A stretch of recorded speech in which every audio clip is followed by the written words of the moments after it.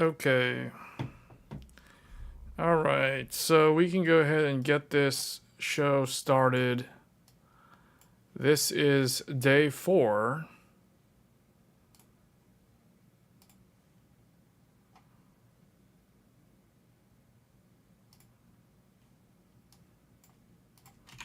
Day 4 of Water Fast. Just put this up here to make it like small or something. I don't really remember how it was sized. But that should be good. Hey, RK.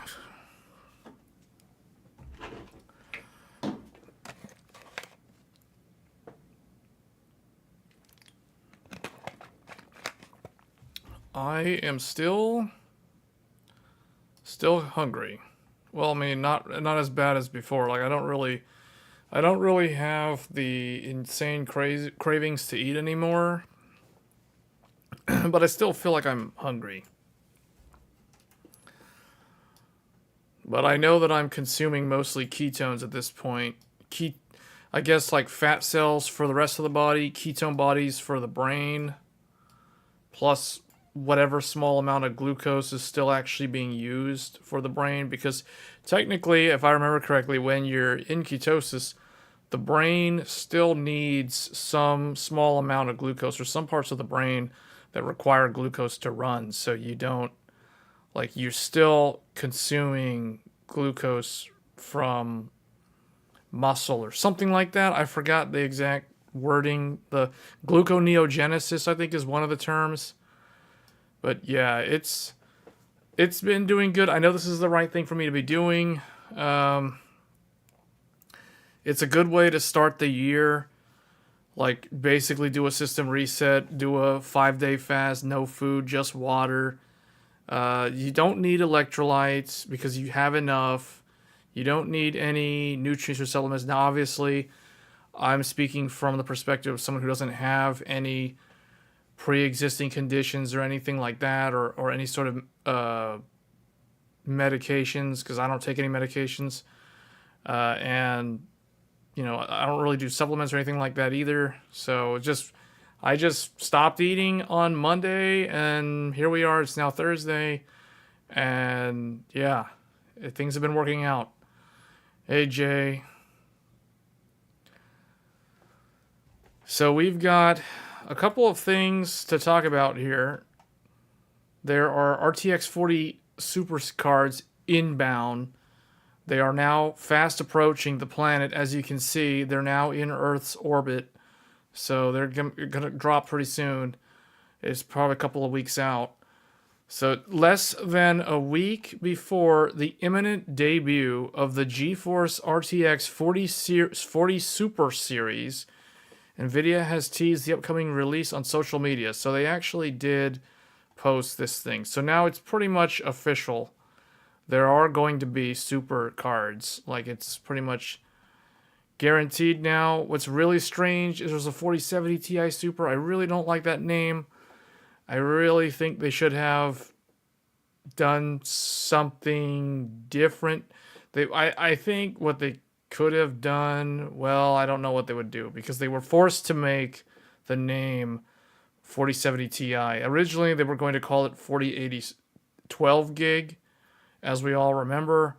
So they kind of, due to backlash from the public, they canceled the 4080 12 gig and then relaunched it a few months later as 4070 Ti, and now they're kind of stuck with that naming, because I think they planned for a different name originally, but they're stuck with the 4070 Ti Super. I don't think they ever planned to name a product that, if it was up to NVIDIA. Hey, Gershon. Hey, EGM.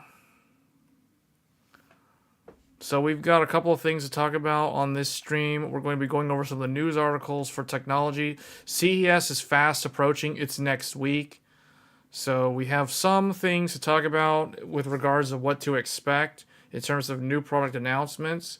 And then if we want to talk in the, I guess, the second half of the stream, any sort of questions from the audience, from the chat, if you guys want to talk about like builds or whatever, RAM, motherboard, what we always talk about on this channel. I think all my longtime viewers pretty much know the routine at this point, but if you're new to the channel or if you're watching this post when it was live, just know that this channel covers all things PC DIY related, so that includes graphics cards, CPUs, RAM, even computer cases, even things like mechanical keyboards, which I haven't really done a lot of content on, but we can talk about like the differences in keyboards because there are different types of mechanical keyboards.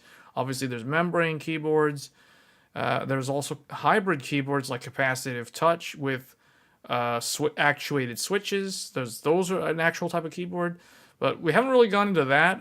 Most of the time, it's CPUs, GPUs, oftentimes motherboards, and occasionally DDR5. Because DDR5 seems to be a common topic that a lot of people seem to lack understanding in how it's different from DDR4. But anyway, this is more of a deep dive channel. It's more like informal based. So it's not going to follow any sort of format that you may notice from larger channels. So if you guys have questions in the chat, just ask away, and either I'll answer it live, or one of the viewers, my longtime viewers, are also PC enthusiasts, most of them, and they'd be willing to answer based off of their experience. So with that being said, let's go ahead and get on moving here with the first article. So the GeForce RTX 40 Super is inbound. There are, I think, 4 cards planned. There's the RTX 4080 Super, the RTX 4070 Ti Super, that one's a mouthful, and then, of course, the RTX 4070 Super. Did I say 4 cards? Okay, I meant 3 cards. So, basically, what doesn't make sense is the 4070 Super. That's the one that I think is the really strange one. But we can dig into that because I really think that might actually be a professional card that they are respinning into the consumer market. Because I think there is, well, maybe not. I don't know. I know there was an Ampere-based professional card that had these CUDA cores, or maybe it was the 3070 Ti. I forget. There was a card from NVIDIA that had 7,168 CUDA cores, if I remember correctly. But we can talk about this in depth if you guys are interested, or we can just kind of glaze over the article. Pretty much the only thing that's happening, or the one that seems the most interesting, is the RTX 4070 Ti Super. This one, actually, to me at least, seems like it's going to be more interesting than the other two. I think the weakest one is going to be, although I could be wrong, but I think the weakest one here is going to be the RTX 4070 Super, because, well, the thing is, it does have more, looking at the spec sheets here, it does have quite a bit more CUDA cores, but it still has the exact same 192-bit bus, it still has the 12 gigabytes of memory. So it's not really getting a change there. There's no speed bump. There's no change to the memory clock. The power consumption is up by a little bit. So we'll see. Problem with the 4070, hey Cypher. Problem with the 4070 Super is the 12. Yeah, I know. See, that's what I'm saying. So I feel like out of the 3 of them, the 4070 Super is the one to avoid. That's the one that, depending on what happens with the existing RTX 4070 and AMD's RX 7800 XT, and to a lesser extent the 7700 XT, those other options, all 3 of those that I just named, might be more interesting depending on how prices change once this 4070 Super gets into the market.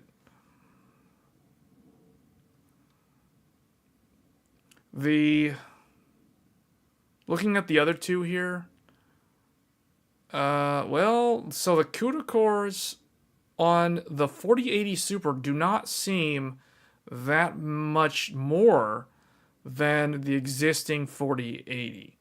So I don't really, just by looking at the specs, I don't think that one is going to be that much faster than the 4080. Unless it somehow magically clocks significantly higher, which I don't see that happening because these are still the exact same node. I don't think the 4080 Super will be that much faster than a 4080. So the only, that one's going to depend on how it's priced. And then that leaves the 4070 Ti Super. The 4070 Ti Super is what, like 800-ish more CUDA cores than the 4070 Ti, but it also has 16 gigabytes of memory versus 12 on the 4070 Ti. And in addition to that, the 4070 Ti Super has a 256-bit memory bus versus 192-bit on the $800 4070 Ti. So that is a significant change, and I really think that those two things, more memory, wider memory bus, and then like more CUDA cores on top of that, I think those three factors alone make the 4070 Ti a lot more interesting than the 4070 Ti ever was. You would love to get the hands on the 4080 Super or the 4070 Ti Super or a Supremax model. Yeah, I don't know about the 4070 Ti Super. That one does seem like it's going to be interesting because that one I can see being the best value from Nvidia for the upper high-end range. So I consider 4070 Ti high-end, or I guess it's like the high-end offering, and then the 4080 is kind of like the 4080 is supposed to be high-end, but it's because it's priced so much, it's kind of in a weird spot. And then 4090 is just stupid money. That's just kind of like ultra enthusiast up there by itself. But the point is, the 4070 Ti was never that interesting because it was always bad value. You were paying what, $800 MSRP? That's MSRP, so no, all the AIB cards were more expensive than that. For a 192-bit bus card with 12 gigs of memory, like, it just didn't make any sense. Like, to the smart person to the informed enthusiast, the 4070 Ti is it's just a bad value. Like, it's just straight up bad value. So it'll age poorly because it was, it was marketed on the promise of a upper high-end GPU, but it is gimped by a weak memory bus and a low VRAM amount for the amount of money you're having to pay. So that's what kind of killed it in terms of viability. But the 4070 Ti Super fixes all of the problems that card had. All the shortcomings of the 4070 Ti are now gone with this newer replacement. So I think this one's going to be the most interesting one that most people are going to focus on. Looking at the 4080 Super, like I said earlier, I don't think it's going to be that different from the 4080 because, like, what's the difference in CUDA cores here? This is what, like 500 CUDA cores more? That's versus like the 800-ish more that you have from the Ti Super from the Ti. So it's like less of a change, same amount of memory, same memory bus, if these specs are true, then, it's not really that much different. What I do think is going to be interesting, though, is when we start talking about the price. The price of these are where things get really interesting. Because, like I said earlier or I guess last year now, like I said when we first talked about 40 Super series, I said that my prediction was that none of the prices are going to change in the sense that what you'll see happen is Nvidia will introduce all three of these cards at the exact same MSRP of the old cards. So they'll just basically shove everything else down the stack. So the 4080 Super, I expect that to be $1199 in terms of like the Founders Edition pricing. If there is a Founders Edition, that will be the MSRP, $1,199 for the 4080 Super. And then for the 4070 Ti Super, $800, same as the 4070 Ti. And then 4070 Super, $600. Same exact price as the 4070. Now, the 4070, there's a rumor that the 4070 is the only one that will remain in the market and sold simultaneously alongside the super cards. The 4080 and the 4070 Ti are both going to be retired. They will cease to exist once their existing supply dries up. That's basically what everybody has been saying. It kind of makes sense because when you think about how the 20 series was, when Nvidia launched the Super series on the 20 series, the original models all went away and vanished and were never replaced. So they were essentially replaced by Super. 4080 Super is rumored to be $1,000. Yeah, but that's a rumor. Realistically, you got to remember it like this. If you guys remember the 2080 Ti, the MSRP, the official MSRP of the 2080 Ti was $999. But we all know that that card never sold for $1,000. That card sold at $1,200 or more because Nvidia did their little thing with the Founders Edition. They priced the Founders Edition at $1199. And what did all the AIB guys do? Do you think they charged $999 for the 2080 Tis when Nvidia's charging $200 more? No, they charged $1,200 to $1,400 for the 2080 Ti because they know they need to make up some of the margin on those cards because their profit margins is low enough as it is, supposedly. So even if Nvidia announces 4080 Super at $999, you can expect all the AIB cards to be wherever or higher than whatever Nvidia's Founders Edition card ends up being priced at, assuming it's priced at $1,200. So that's basically what's going to happen. So that range that you might be looking at a range in terms of the rumors of $999 to $1,199. Yeah, that's the range because if the official MSRP is $999 and if Nvidia charges $1199 for their Founders Edition, you can expect that there's going to be AIBs like Asus that are going to try to charge $1,400 for a Strix. Pretty much guaranteed. So that's how it's going to play out.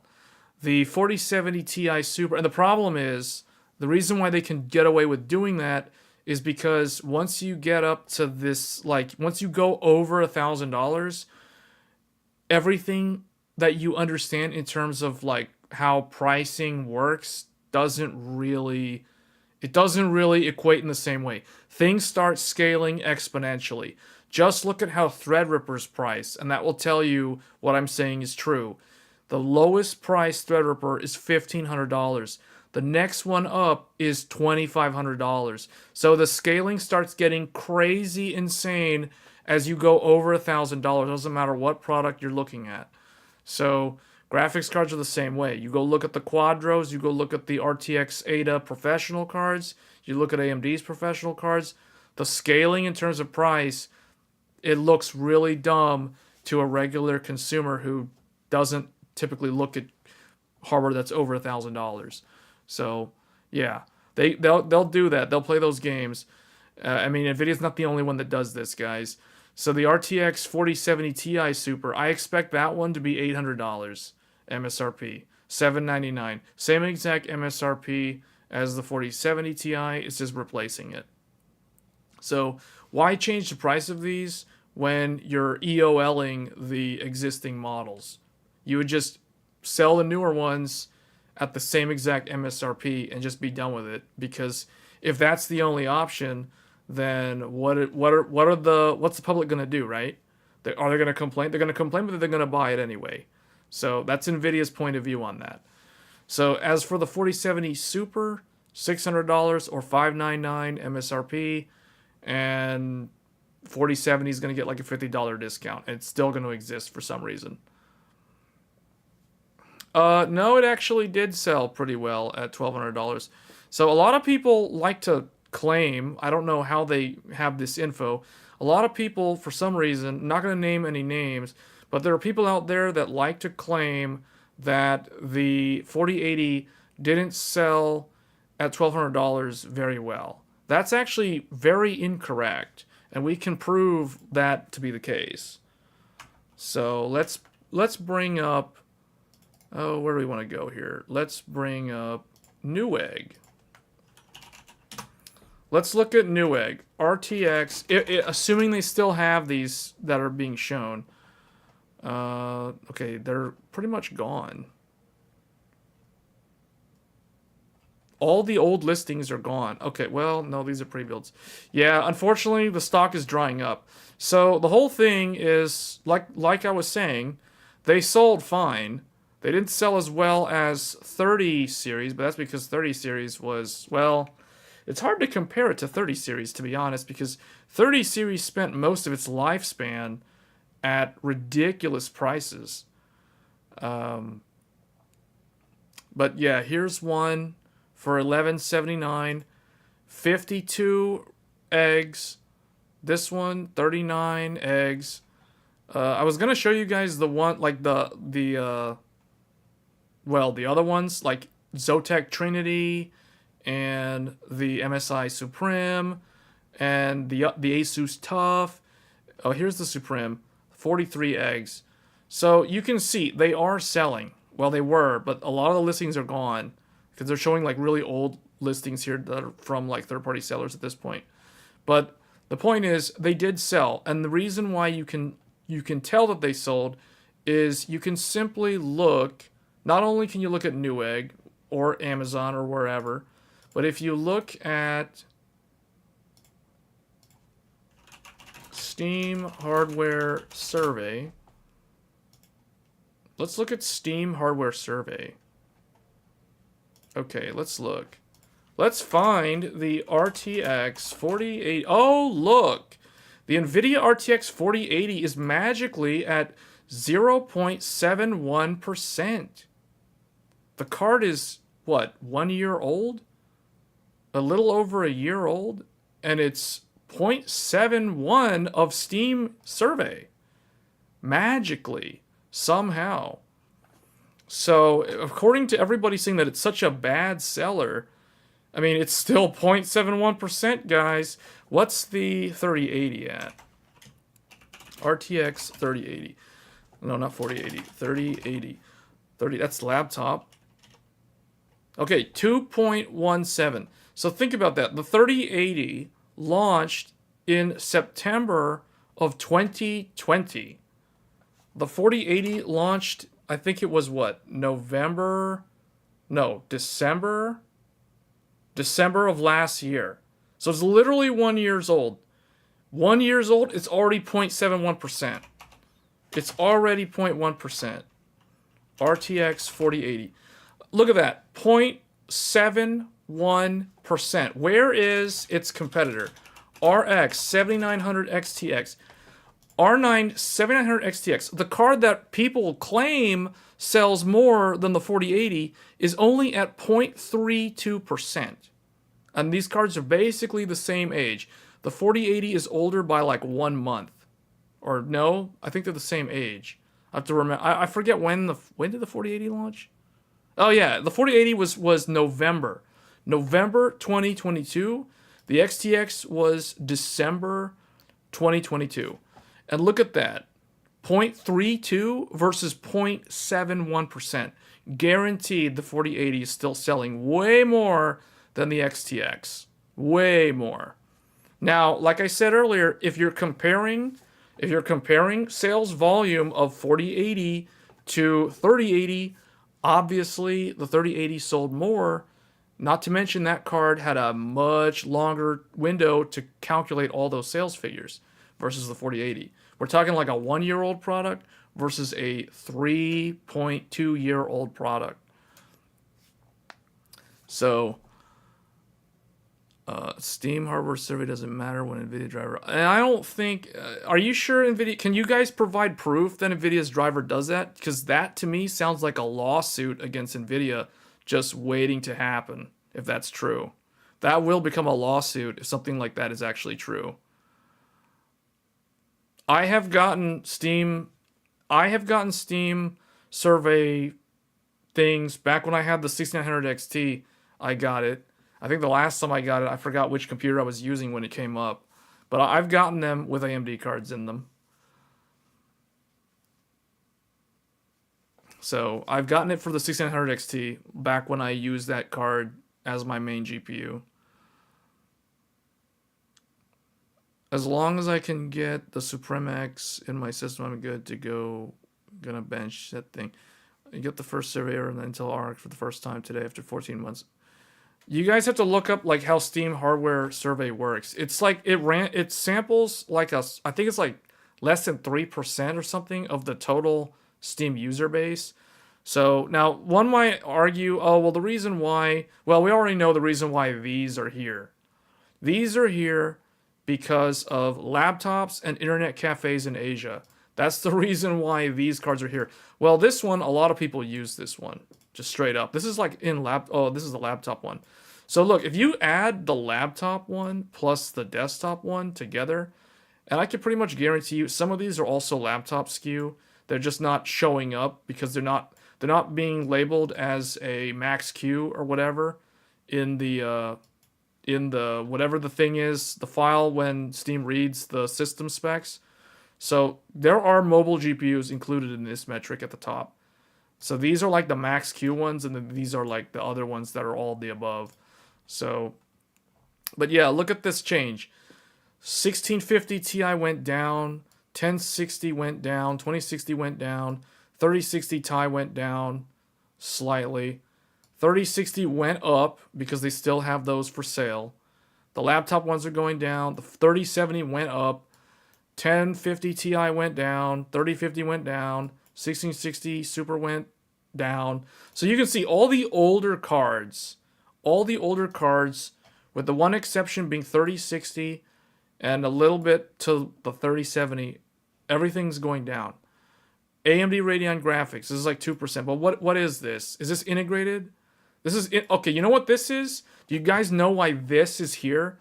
This is because of the fact that AMD's Ryzen 7000 series AM5 CPUs feature Radeon graphics. So when Steam reads the thing, they're going to be, oh, there's a discrete, and then there's this AMD Radeon thing. So that's why. So this is basically like all the new like AM5. That's the reason why this is going up. GeForce 4060. Down to the fact that you can count the same hardware multiple times through different accounts. Steam hardware survey is not that reliable. Steam hardware survey doesn't ping you more than once. If you get pinged from Steam hardware, you're not going to get pinged from them for a long time. Guys, it's like jury duty. If you get sent to jury duty, or if you get selected for jury duty and you actually end up like serving on the jury, you're not going to get jury duty like for a long time. There's like a thing. I'm pretty sure Steam survey works that way. It can have multiple... Well, yeah, if you have multiple Steam accounts, but the average user doesn't really have multiple Steam accounts. I don't really see the point of having multiple Steam accounts. I mean, unless you're playing like EA games or something and you're changing a bunch of hardware. Because EA will lock you out for 24 hours if you use more than like 2 computers. It's really dumb. But that's an EA thing. Anyway, that's kind of a off-topic thing. But you guys can see, like, okay, Intel Iris, that's like laptops, Intel UHD. This is, well, this could be a lot of things. But this is integrated Intel on desktop. And then, yeah, then you got more NVIDIA stuff that's old, that's declining. Then you have, notice this, guys, look at this. 4070 Ti. People were saying it's not selling that well. I mean, it's selling pretty well. I mean, look at that, 1.12%. This card is a year old. This card came out in January of last year. And here we are, a year later, already 1.12% of Steam hardware. 4060 Ti, 1.06%. 4060. Here's the most surprising thing. Here's the thing that I find very ironic, because the 4060 was the card that all the reviewers said to avoid like the plague. Or no, actually, I take that back. The 4060 Ti was the card that every reviewer said to avoid like the plague. And look at it now, Nvidia is laughing to the bank as this card that everyone said to avoid, its 8 GB garbage at $400 price point, is already at 1.06%. It went up 0.21%. That's the fastest gain. That is almost as fast as the 4060's gains.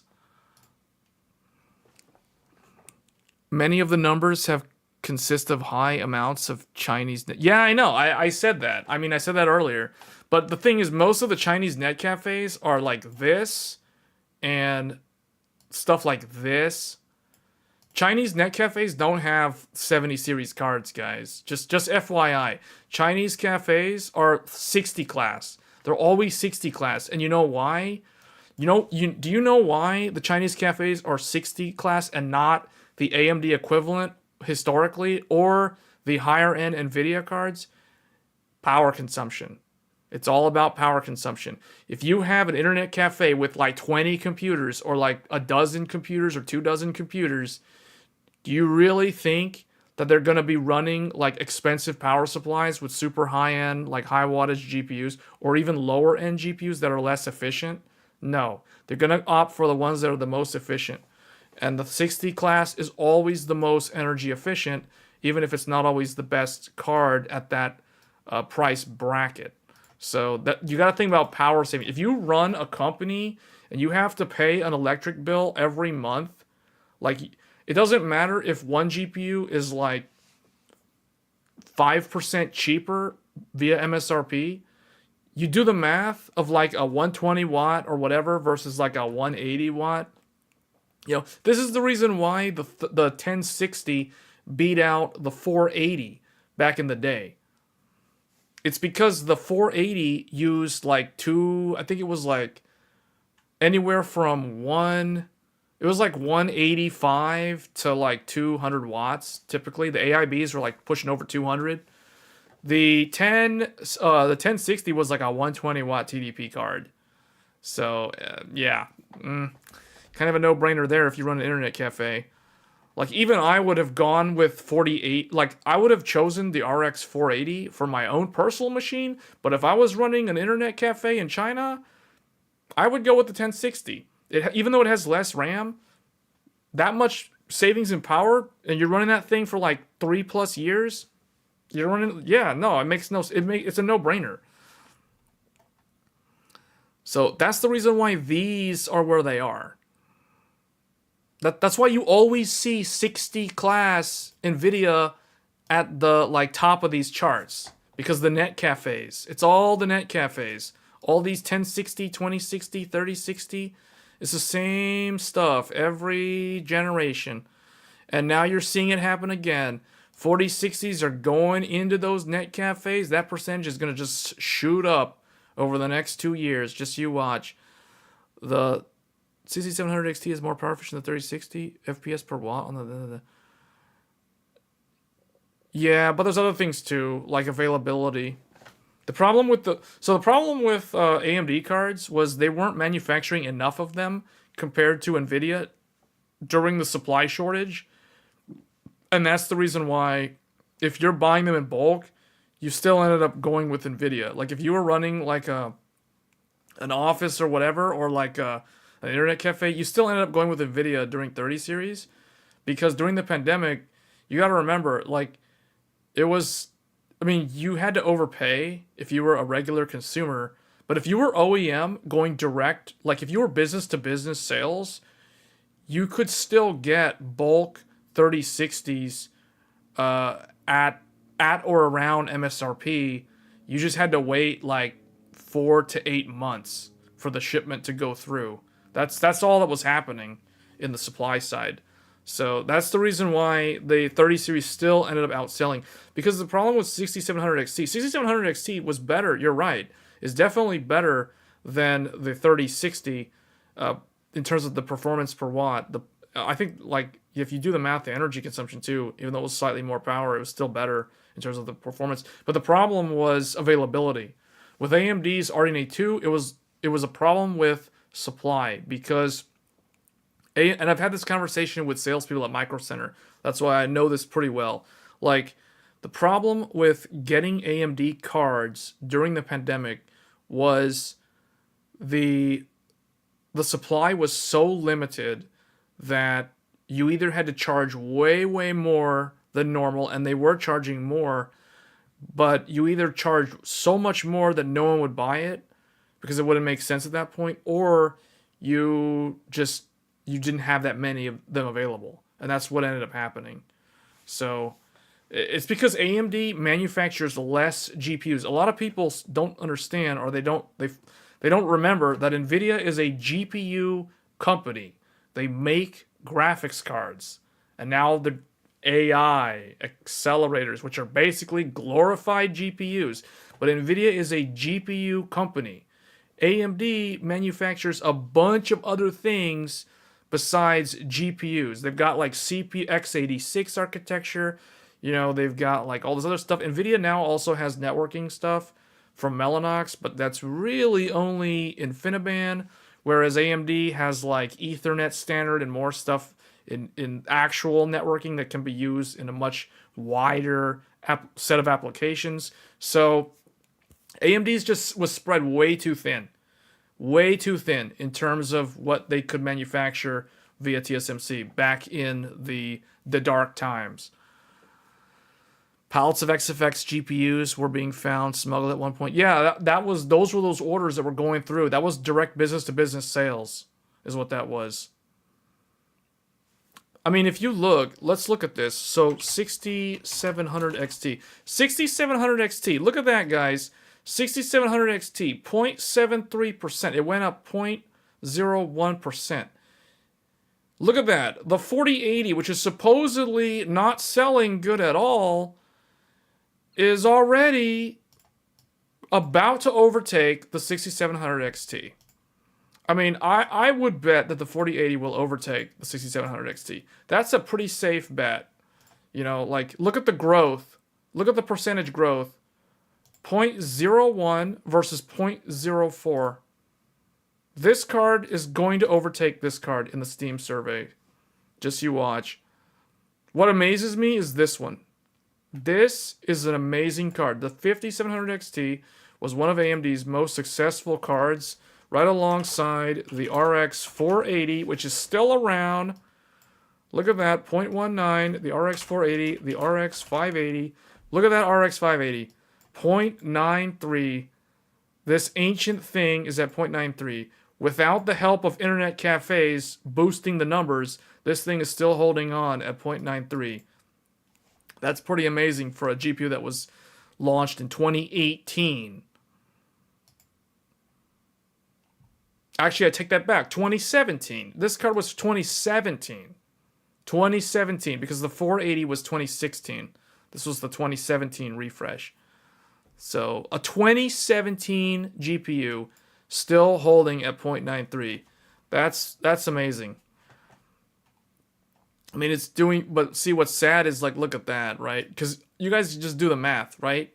Think about 1080, how much more this card costs than a 580. And then you look at how they're relatively close in terms of total Steam users. That is how you know NVIDIA is just rolling in the money every generation, because they're high. Look at that. Speaking of rolling in the money, the 4090 is at 0.87%. It's down by negative 0.01. But that is crazy. The other card that never sold well, 3080 Ti.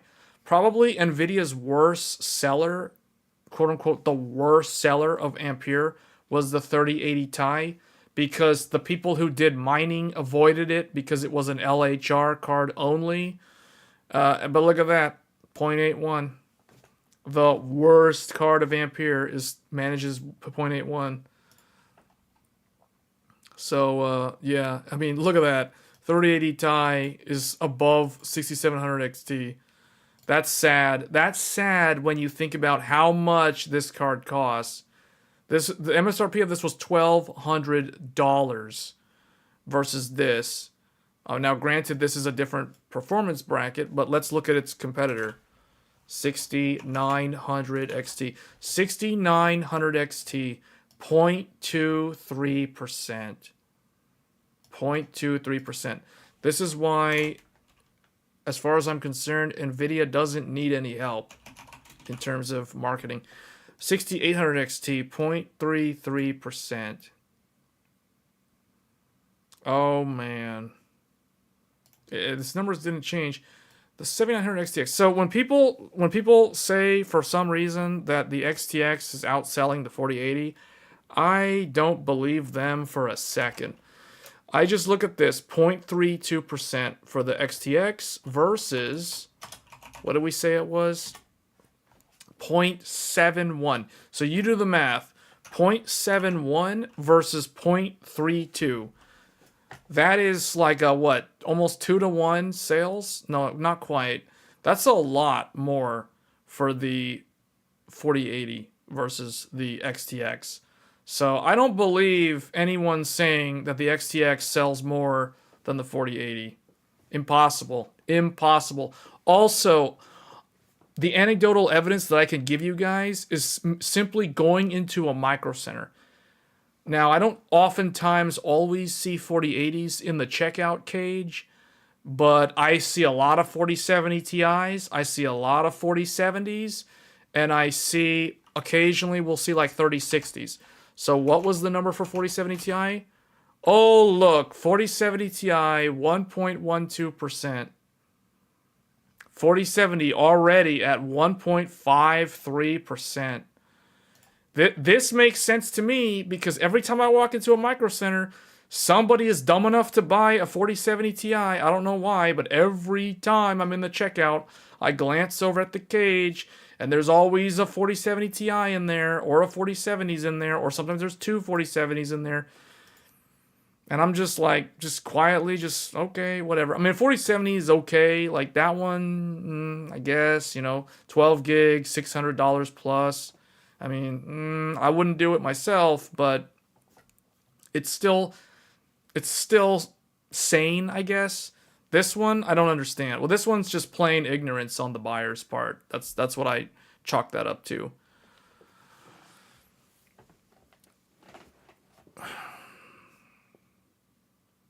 But yeah, speaking of 7800 XT. 7800 XT doesn't even register on the chart yet, guys. Now, 7800 XT falls into other right now. Basically, if your GPU is less than, I guess, 0.1%, it falls into other category.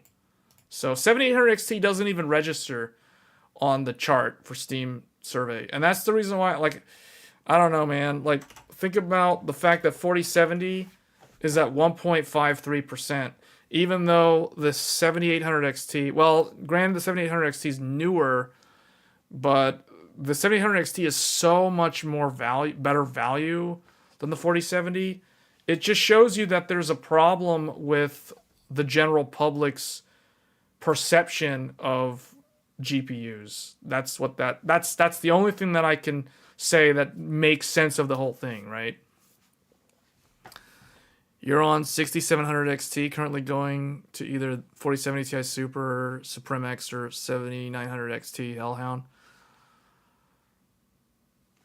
Yeah, I mean, that makes sense because those two GPUs are kind of like in the same ballpark, I guess. Hey, Super Googly, you broke the fastest 72 hours. Third day was brutal. Third day is always the most brutal one. Yeah, no, I'm still going. I'm like almost, right now, my ketone number is like, I don't know where it is. It's somewhere between like, whatever, 80 and 160, I think. It's 160 is like the max that the test strip would read. But I'm somewhere in that range of like 80 to 160, which is like the highest bracket of ketone count that you can possibly register on a test strip. So I'm in that range, which means I'm basically in ketosis. I don't feel like I'm hungry anymore. It's weird. So it's, I don't know. Like it's, I can tell I'm in ketosis, and the readings tell me I'm in ketosis. So therefore, I know that I'm doing the right thing. So yeah, I don't plan on breaking the fast until, let's see, where am I? Where am I at? I'm like post 72 hours at this point.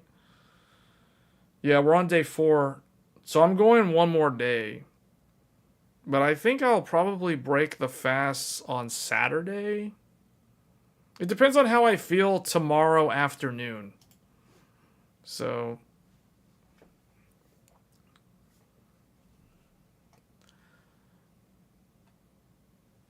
yeah, so I don't know. Like the thing that's nice about the so a couple of things here. Like when I look at what you get value for money, the AMD cards, if you look at stuff outside of gaming, okay, and I guess if you use CUDA like as a developer, although I don't understand, I mean, I guess a developer could use CUDA on their personal rig, but if you work for a company as a developer, the company would provide you the CUDA GPU. So that to me is kind of a weak argument. But when you look at the value that you get from the Radeon card, in terms of you typically get more VRAM per dollar, which tends to age better. You don't get better ray tracing, but the problem is NVIDIA, every time a new generation comes out, the old generation's RT is vastly weaker than the newer generation. So that's the reason why I don't really put a lot into the RT performance of GPUs today, because I expect the next generation GPUs and the ones after those to be significantly better at ray tracing. That's the reason why I don't really, like, if I'm buying a GPU now, I don't put a lot of value into ray tracing compared to other tangible things like VRAM, like shader count, memory bus width. Like, these are the sort of things that actually stand the test of time far longer in a GPU's lifespan than, oh, it's RT performance today. Because, not every game uses RT. We're not, it's not really that mainstream yet. So, because if you talk to the random people that don't really know too much about graphics, they're not like a hardware enthusiast, they just want to play the game. Oftentimes, they're just going to think that ray tracing is a meme, or it's like a thing that exists, but they don't actually use it, right? Because either their hardware they have is not powerful enough to use it, or it's just too old, or whatever the case may be. So that's the thing. But when I look at the other stuff that you get, like for example, you get, so I don't know if this is an NVIDIA problem or if this is like a DaVinci Resolve problem, but this is me speaking from my own experience. If I try to use the RTX 4090 with the free version of DaVinci Resolve, I cannot use the AV1 encoder on the 4090. In order for me to gain access to AV1 encoding on DaVinci Resolve, I have to buy the studio version. And I'm like, that to me is weird, considering if I use an AMD, any of the 7000 series, so 7600 all the way up to the XTX, I get AV1 for free on DaVinci Resolve.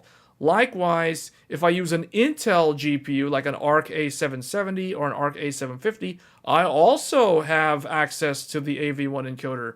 So it's weird how either DaVinci Resolve, like Blackmagic Design, or NVIDIA is somehow, I don't know if it's NVIDIA. To me, it's more like it's Blackmagic Design, if anyone, because it's their product.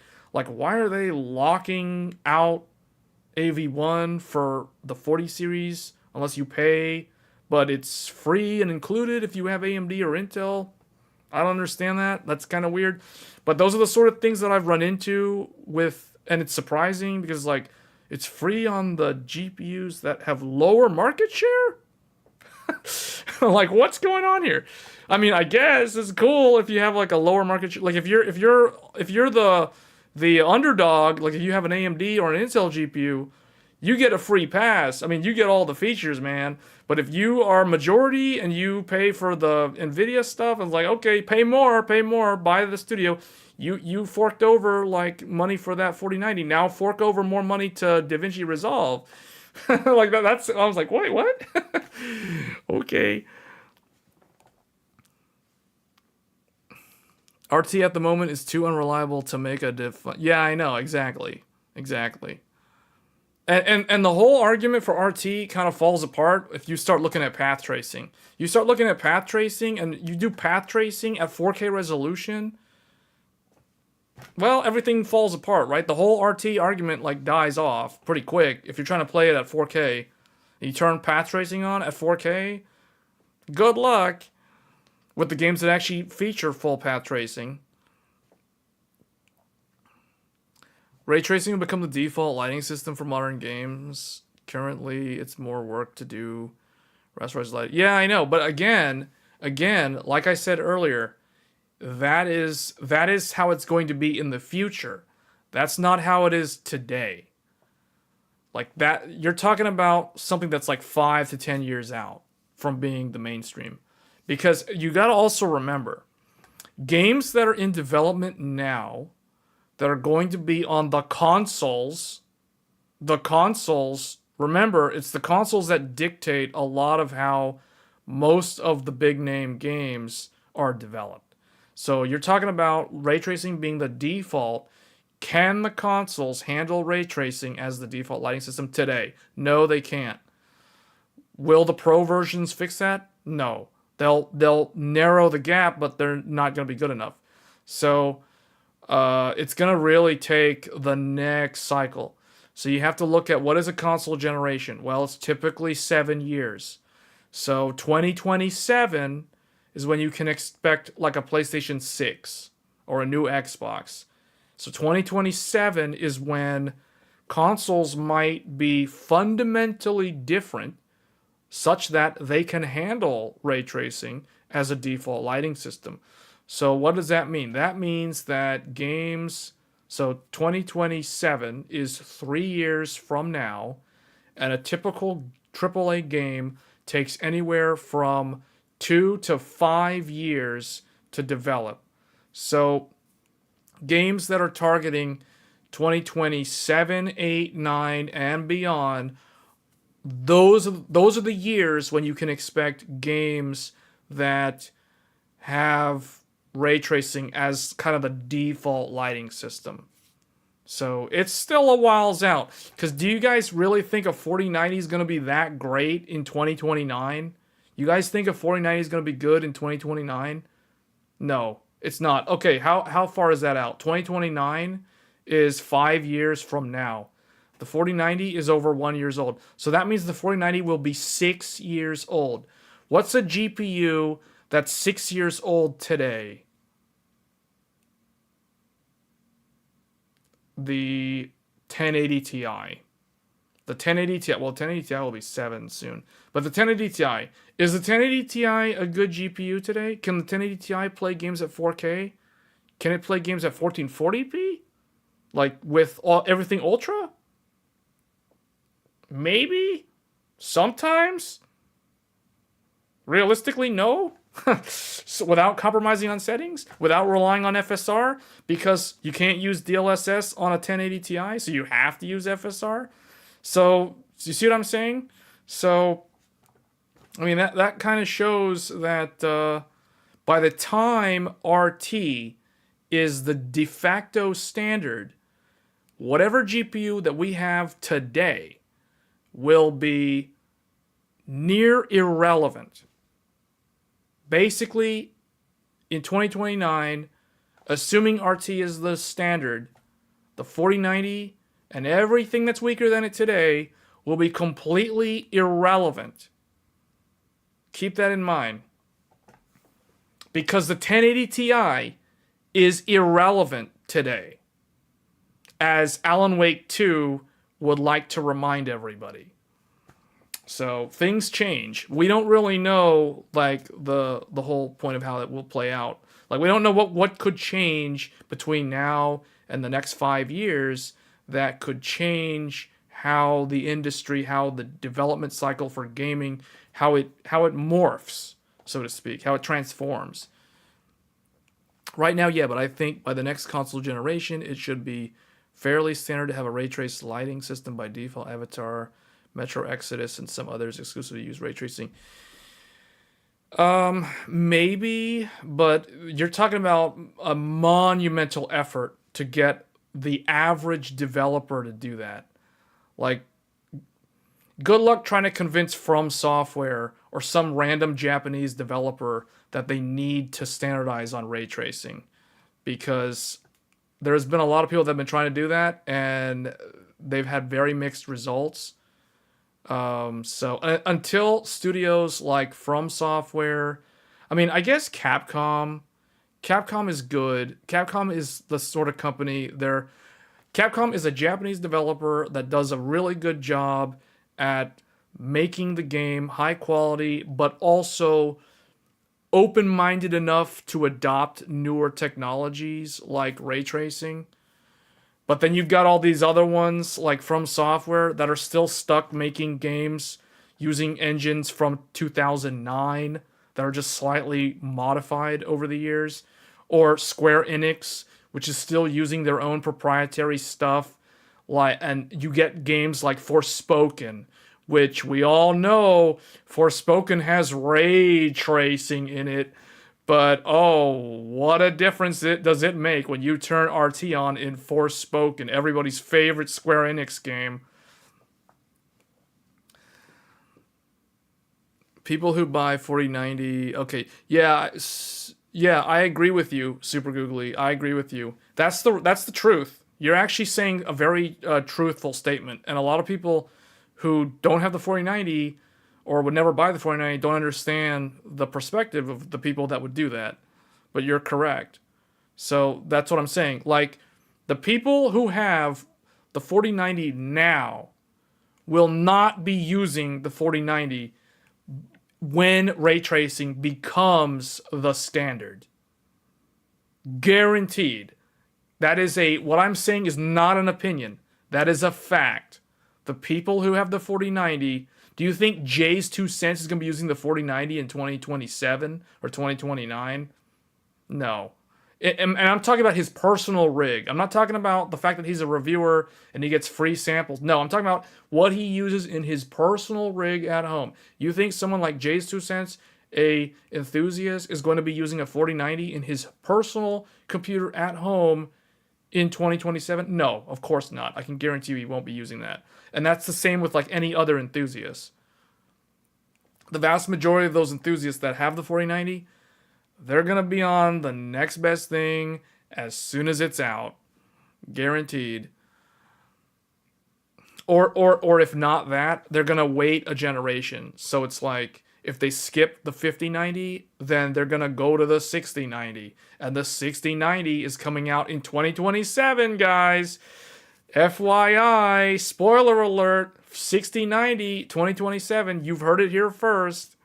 So just be prepared. 6090 in 2027 with the PlayStation 6 is going to be the year of the 6. Even though even though it's 7, even though the year ends in a 7. That's weird. Problem with ray tracing is it uses a lot of power, but I think it can be improved. Well, yeah, it's going to get improved. That's the thing. That's what I'm saying. Like, the 4090 struggles with path tracing and uses max TDP to handle it. You can pretty much guarantee that it's going to barely keep up with newer path traced games, and won't even be able to hold a candle to like the next generation flagship's RT performance. That's how it always is. 4090 might not be as obsolete as 1080.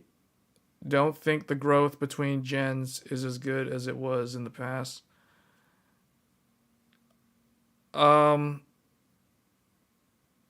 You're going to need to expand on that. Or you're asking a question. Do I think the growth between gen, or is that a question? I'm not sure. The comment there from 4090 might not be as obsolete as 1080. You have to expand on that.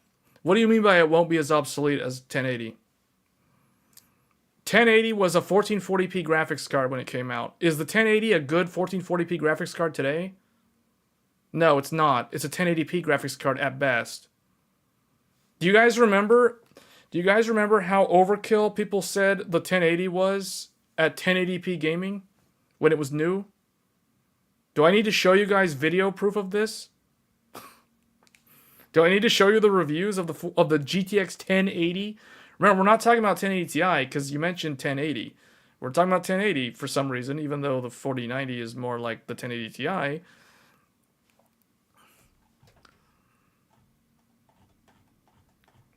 So it's going to happen. Let's think. In 2027, the 4090 will be assuming the 6090 is out. The 4090 will be as relevant as the 2080 Ti is today. Remember that. Because it will be 2 generations old, just like the 20 series is today. Okay, we've talked a lot about this hardware thing. And this is like way off topic. The original article was about 40 Super, but we're talking about like futures and stuff that is all hypothetical. But it's actually based in reality because, like I always do, you just look at the past to predict the future when it comes to hardware releases. I guess what I'm saying is, do you think they're hitting Moore's Law? Well, they're hitting the reticle limit very soon, but that doesn't mean that you're not going to get an uplift. What it means is that more innovation in other areas will be required. So what does that mean? Does that mean that rasterization performance uplifts kind of max out right around somewhere between 4K and 5K resolution, and then the only way to go beyond that is to improve other aspects or spin the market into like ray tracing or something and improve performance in that way by dedicating more silicon to path tracing functions as opposed to traditional rasterization? Is that what it means? I don't know. I really think that the people who have the most control over that ultimately are the game developers more than anyone else. Because if you make a graphics card and another company makes another graphics card, and if the developers decide that, okay, let's put it this way. If you make a graphics card that is really good at rasterization, and another company, a competitor, makes a graphics card that's really good at ray tracing but really bad at rasterization. So think about it like this. Company A makes a GPU that's really good at rasterization but really bad at path tracing. Company B makes a graphics card that's really bad at rasterization but really good at path tracing. Now you have completely two different things. You have two different architectures. Now you present it to the game developers and the game companies. What are they going to do with this stuff? They're going to choose whichever one results in an easier development cycle for them. So if path tracing is easier, they're going to go with that. If rasterization is easier, they're going to go with that. So that's who will win. If you create a very controversial split market because the two products are so different from each other. And what I'm describing has happened within history multiple times. I can give you several examples of when this has happened. You only look at the consoles and you'll understand it. Look at the PlayStation 3 versus the Xbox 360. One was significantly different from the other. in terms of developing games on. One was significantly different in general. And that's ultimately why one of them, it's safe to say that one of them lost that console war of that generation, but eventually ended up coming out on top, strangely enough. But that was through mindshare and brand recognition globally.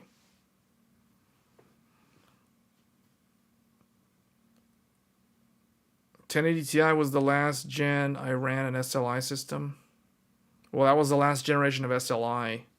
After that, it was NVLink. There was no SLI. I mean, okay, technically, you can use the phrase, you can use SLI terminology to refer to NVLink, but it's not exactly the same because I think some of the protocols were different in terms of how the control plane signaling worked between the two GPUs. Is the optimization for GPUs for machine learning different than for optimization for gaming? Is the optimization for GPUs or machine learning? Yes. Well, well, you're using the GPU for a different task. Like, you're using it for a different application. Like, if you're using a GPU to make a game or to render 3D graphics for a video game, you're going to... It depends on the shaders. It depends on how the shaders get utilized. If you're using a GPU for machine learning, the shaders get used, but I think it's a lot more basic. Like, it's a lot... there's not as much probability. There's not a lot of, like, random... Well, okay, I say that. Look at image generation. It's different.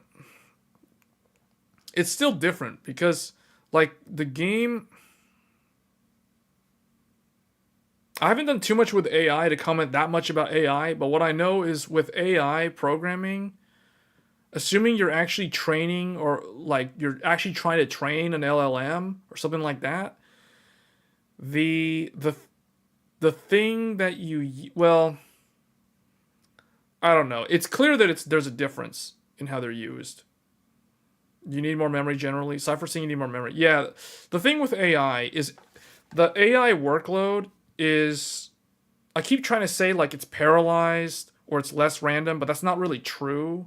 Because if you think of what the application itself is doing. But in general, like, an AI application can address more memory, usually, simultaneously than a game. A game will do a lot more of, like, load operations, I think.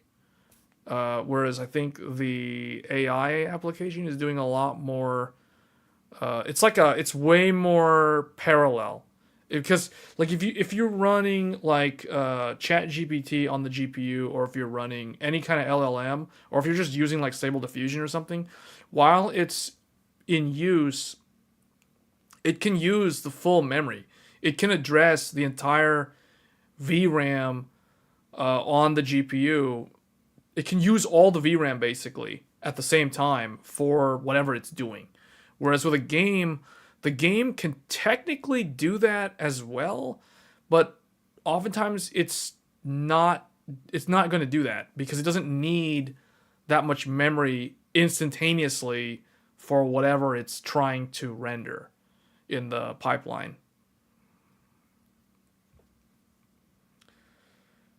Do you think NVIDIA will be shifting all GPUs much more towards machine learning rather than gaming?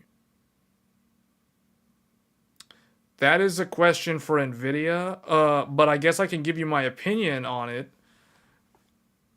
If you look at the numbers, and when I say the numbers, I'm talking about the money.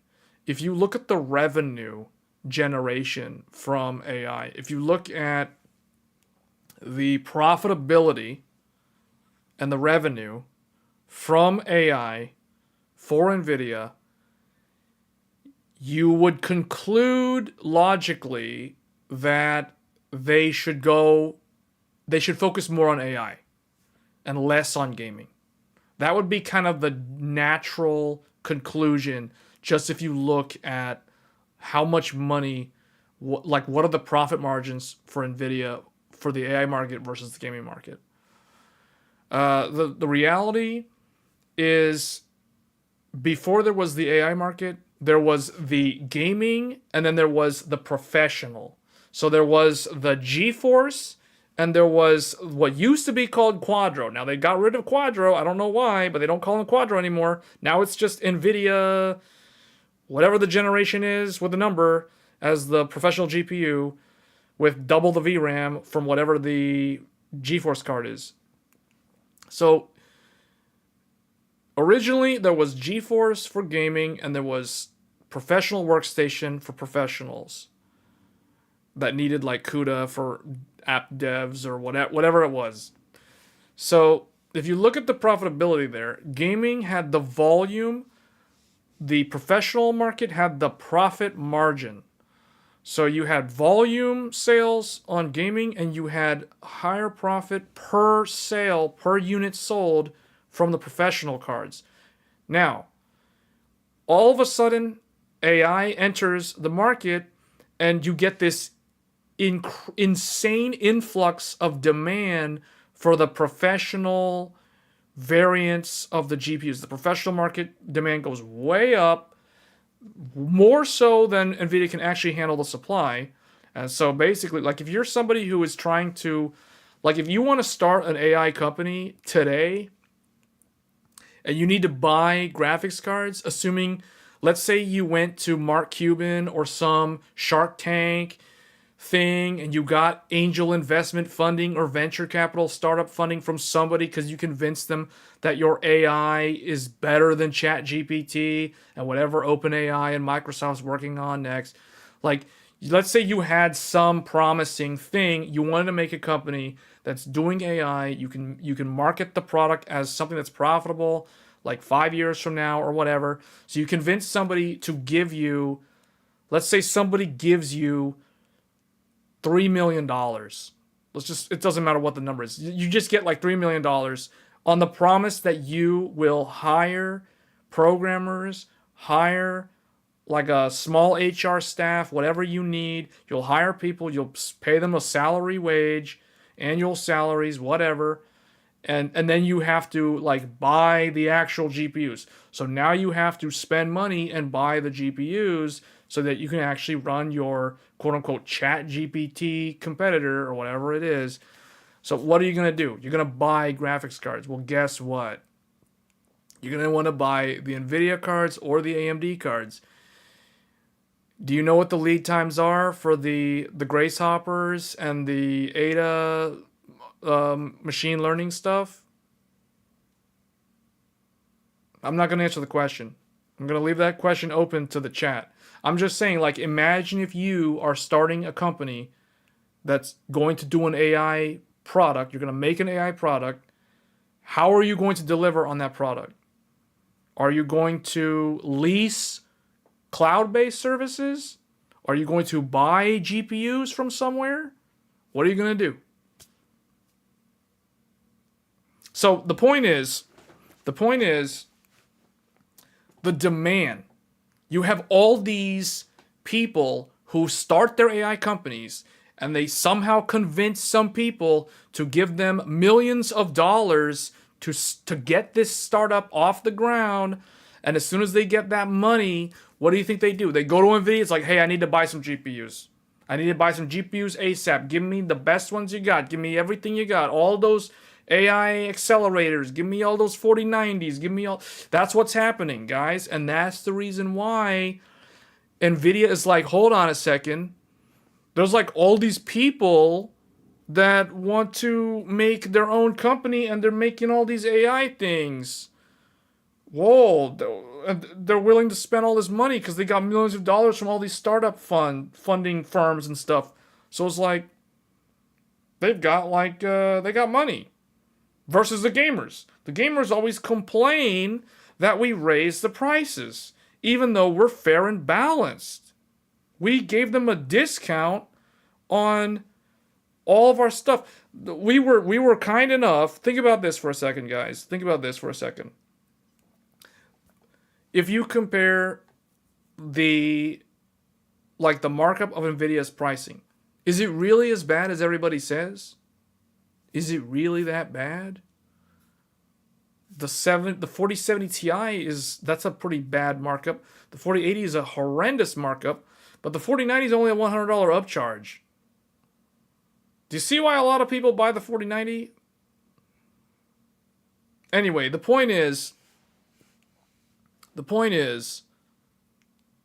there's a lot of money to be made by Nvidia, not just Nvidia at this point. I mean, AMD also with the MI300. And then Intel's trying to bring up the rear with whatever they're cooking up too. But the point is, Nvidia can make a lot more money per unit sold from selling something as an selling a GPU as an AI accelerator versus selling, like any GPU, whatever it is, 4090 and below, to a regular consumer who only wants to play games. Like that's the thing. That's the reality. But do I think, going back to the original question, just to close out this thought, I don't think Nvidia is going to abandon the gaming market. And there's no reason for them to divert all their resources to AI and completely abandon the gaming market. So people who think that Nvidia is going to abandon the gaming market, they're out of touch with reality, because you don't put all your eggs in one basket. You have to be diversified. Like, you're not going to be like, oh, we're all in on AI, forget about the gamers. They're terrible. They always complain about our price hikes. Forget about them. Who cares about them?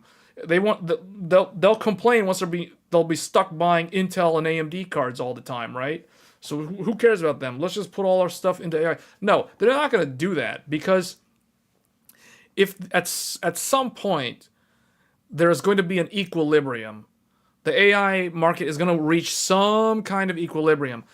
And at that point, the amount of units sold per quarter, per annual fiscal year, are not going to be the same as they are right now. And that's the reason why they're not going to abandon the gaming market, because that's kind of their, that's their, what do you call it? That's their bread and butter, if you will, in terms of their product line. Because like I said at the very beginning, Nvidia is a GPU company. So why would they abandon gaming when gaming is primarily mostly reliant on the GPU? More and more is gaming becoming reliant on a GPU than anything else. Hold on. Let me see. There was a lot of comments. Consumer GPUs have all the rendering extensions, such as DX12, Vulkan, etc., but I don't think the workstation cards have that stuff. That's really just driver related. I think the workstation cards do have those things. Also, I'm pretty sure the workstation cards have ECC memory. Yeah, the 4090 also has ECC memory, and so does the 3090 and the 3090 Ti. But you're right, the workstation cards do have ECC memory. There was crypto as well. Yeah, but remember the thing about crypto though. Crypto doesn't impact, well, okay, let me rephrase that.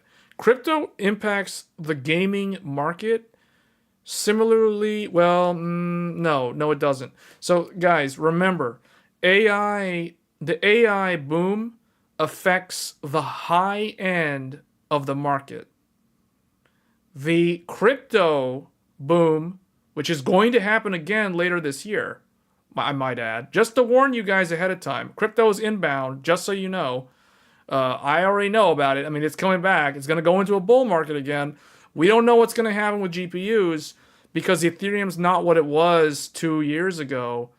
But who knows what crazy altcoin is being cooked up, and the scheme about getting that, mining those things, and then converting that stuff into Bitcoin or Ethereum or Solana or whatever it is. Who knows, but it's in the works. So just be aware of that. But anyway, the point is, crypto historically only impacts the middle of the market. So your 4070s, your 4070 Ti's, your 4060 Ti's, your Radeon 7700 XTs, your 7800 XTs, maybe the 7900 XT if it's cheap enough. those are the cards that you can expect to be gobbled up by the crypto guys once crypto comes back. The 4090 doesn't have to worry because it's way too much money. Crypto people are not going to bother with it because, I mean, they might buy it like onesie twosies here and there just to see like what the mega hash is like on a 4090. But the reality is that's more like a science project. That's not like I'm going to run like 20 of these in a basement somewhere. No, that's not going to happen because the 4090 is just way too much money. And crypto guys are all about like breaking even as soon as possible. So it's all going to be like 4070, 7700 XT, 7800 XT, and whatever 12 gigabyte cards you can get for cheap. I personally think that the 7700 XT, the 4070, and the 4060 Ti might be the new like hot stuff for the crypto guys. But Met has a good point. People will also buy up. Yeah, that's true. Yeah, people will buy up used. Well, they're not going to buy used 3080 Ti because that's LHR. So that one's wrong. But 3080, 3080 also might not. Okay, see the problem with the 3080 that a lot of people who some of these statements show me that you're not really that familiar with crypto mining. But the point is like the reason why you're not going to see the 3080, the 6900 XT and the 3080 are probably not going to be used for mining, especially 3080 because the problem with 3080 is the power consumption. 3080 used like a lot of power. They removed it. No, it still shows up in GPU-Z as an LHR. I don't know if that was I think you have to BIOS flash it. I think you have to BIOS flash it if you want to get rid of the LHR. I don't think it's a driver lock. Because every time I install the 3080 Ti that I have, and I load up GPU-Z, GPU-Z always says 3080 Ti, and then it says like in parentheses LHR. So that way I know that one's an LHR. But if I use the 3090 Ti, the 3090 Ti never has that in GPU-Z. So I know that one's not LHR. But the reason why like 3080 Ti and 6900 XT probably won't be used for crypto unless they're really, really cheap. It is because they use a lot of power, especially 3080. 3080 is like 320 watts. Like, no one's going to be mining off of a 300 watt GPU because it's just, you can't get like volume productivity with that. There's just too much power. You could do much better with like two 3060 Ti's, and depending on how you tweak the VRAM, like you can get even better gains off of just two of those. So you can imagine how people would do like 6 of those. So yeah, I really think, assuming 8 gigabyte cards are still relevant for crypto, and they probably will be, I really think a lot of used 3060 Ti, 3070, maybe the 3070 Ti, the Radeon 6800, the 6700 XT, the 6750 XT, and even the 6700, like the non-XT. I think those cards are going to be the ones that, as far as used market goes, those are the ones that the crypto people will go after. Would AI bust like crypto? Not really, no. No. See, the difference between AI and crypto is crypto comes in waves. You guys have to understand that crypto comes in waves. So let's go back here. Let's bring up everybody's favorite thing, paint. So I think some people that have watched a lot of my live streams probably know exactly what I'm about to do. You've probably seen me draw this before. I really should save this image this time so that I don't have to draw it every single time. But crypto comes in waves. So there's a difference between crypto and AI. Let's see, 2014, 15, 16, 17, 18, 19, 20, 21, 22, 23, 24. So this is the thing that you guys have to understand. Like I said in my live streams, I don't need somebody to leak. I don't need to like study up on leaks to know when new hardware's coming. I just look at the past and I can get a ballpark window, which is good enough. So this is 2014, 2015, 16, 17, 18, 19, 20, 21, 22, 24. All right, so the reason why I'm leaving some of these years out is because these years on the screen are the years when crypto was in the bull market. The years that are not shown are the years when crypto was in the bear market. So if you guys don't know what bull market and bear market is, bull market means everybody's gung-ho, let's go all in, we're going to get rich. That's bull market. Bear market is it's time to go hibernate like a bear in the winter because the market's doing bad and there's no money. So crypto, the original wave was around here. Well, okay, there was another one further back. But it was basically like late 2013, all throughout 2014. Then it broke around sometime in 2015. Then it came back in 2017. And then it crashed at the start of 2018. Then through 2020, there were whispers of it returning, and it came back, and then this overlapped with, we all know, the pandemic and all the other stuff. So then that's why it was so bad, and then it crashed in the second half of 2022.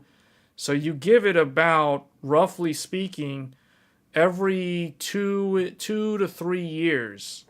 These are known as the crypto waves. They operate just like any sort of business cycle. Anyone who studied economics would know that the business cycle always has peaks and troughs, just like a sinusoidal wave.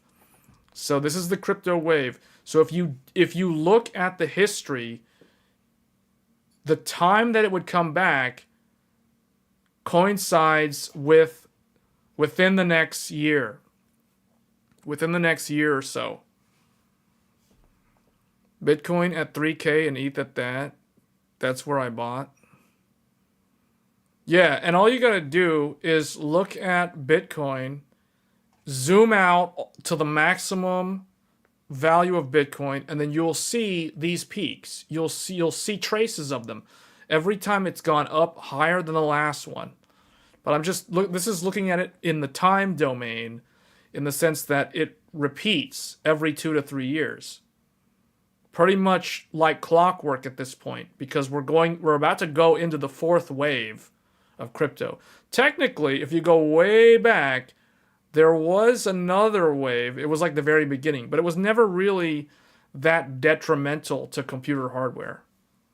So, because Bitcoin started around like, I think 2009, 2010, but it was like a meme back then. You guys all know the story about the guy who ordered a pizza and paid somebody like 3 Bitcoins or whatever for that pizza. And the guy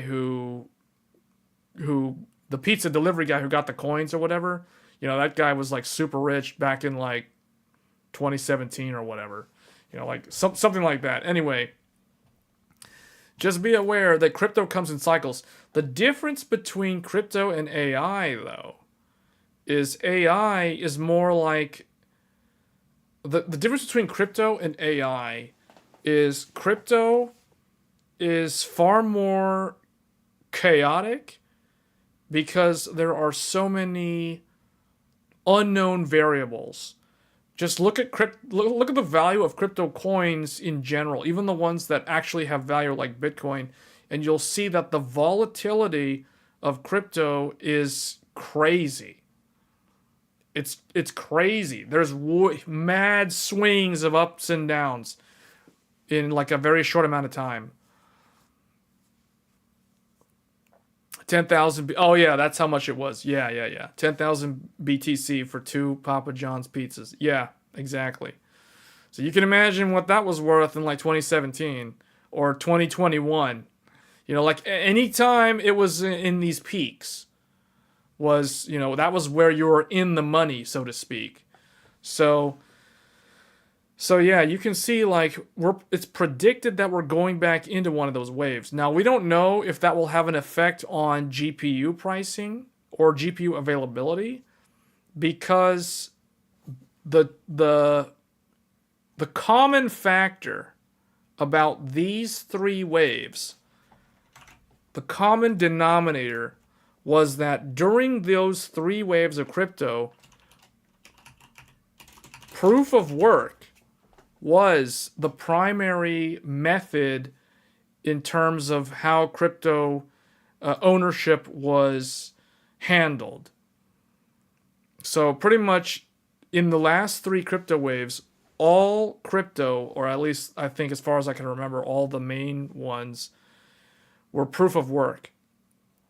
What has changed is this concept of proof of stake. Proof of stake has been introduced with some of the coins, most famously Ethereum. Ethereum was originally proof of work. So during the time of 2017, the second crypto wave, Ethereum, which was a proof of work coin, went way up in value, and it became famous during the second crypto wave. Prior to that, if you look at the first crypto wave, the popular coins were Bitcoin, although Bitcoin was always popular, and it still is. It's still the most popular. But Litecoin was the other coin, because it was supposed to be, the idea was Bitcoin was gold and Litecoin was silver. But Litecoin never really took off or whatever. You know, it's just kind of, I guess there was just too much not market capitalization. There was just too much of it in circulation, I guess. So, or there wasn't enough buy-in or whatever the reason for it not taking off the way Ethereum did. But anyway, Ethereum replaced Litecoin as the silver, so to speak, to Bitcoin as the gold in 2017. And then throughout this time, so from the second crash all through the third wave, Ethereum there was talks of converting Ethereum from proof of work to proof of stake. And the thing is, with proof of stake, you no longer need all the GPUs to generate the coins. You can use nodes to validate the ledger. So you no longer need that many GPUs to do the calculations, or even ASICs to do the calculations to generate the currency. So that was one of the reasons why the crypto wave crashed when it did, because everyone was expecting the wave to crash like here, or they were thinking it was going to go like way longer into 2023. But it ended up crashing right around the time that Ethereum became proof of stake. So that was what kind of killed the third crypto wave. There's always something that causes it to crash.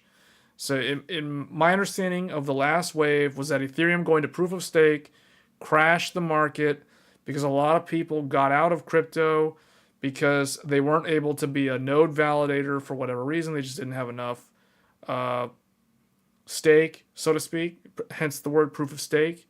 So they didn't have enough stake in the coin, so they couldn't become validators. So it was no longer profitable for the average person that was mining it, and that's the reason why it crashed, ultimately. There was other reasons, but that was the main reason. So that kind of explains the history of the third wave. Now, we don't know what's going to happen in the fourth wave. It's going to be interesting because proof of stake is kind of a thing now. So the only way that GPUs and gamers will suffer from product availability is if somebody somewhere invents a new proof of work coin and gets enough people to believe that it's the best thing, it's better than Ethereum, you don't need Ethereum anymore, you don't need Solana, or maybe it's some derivative of Solana, whatever it is. They're like, hey guys, this is the new thing. You can make $100 a day mining this stuff, and you can bet people will immediately go out and start buying up the GPUs again, and that will be it. That will be the cycle repeating itself.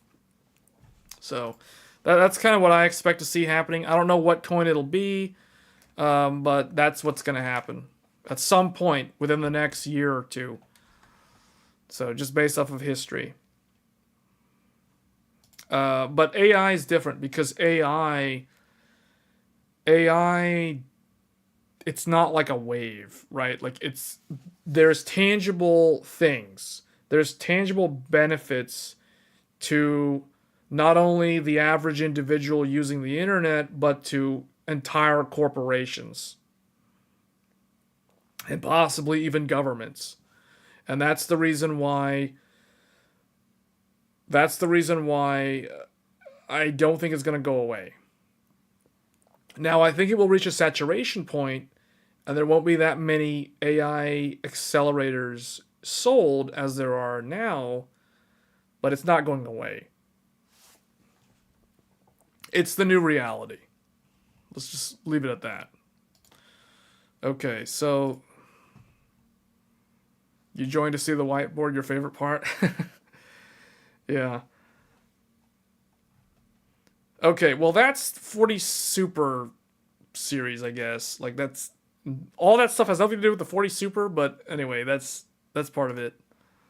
In other news, just a quick thing here. AMD at CES on January 8th. I think they're going to do the keynote,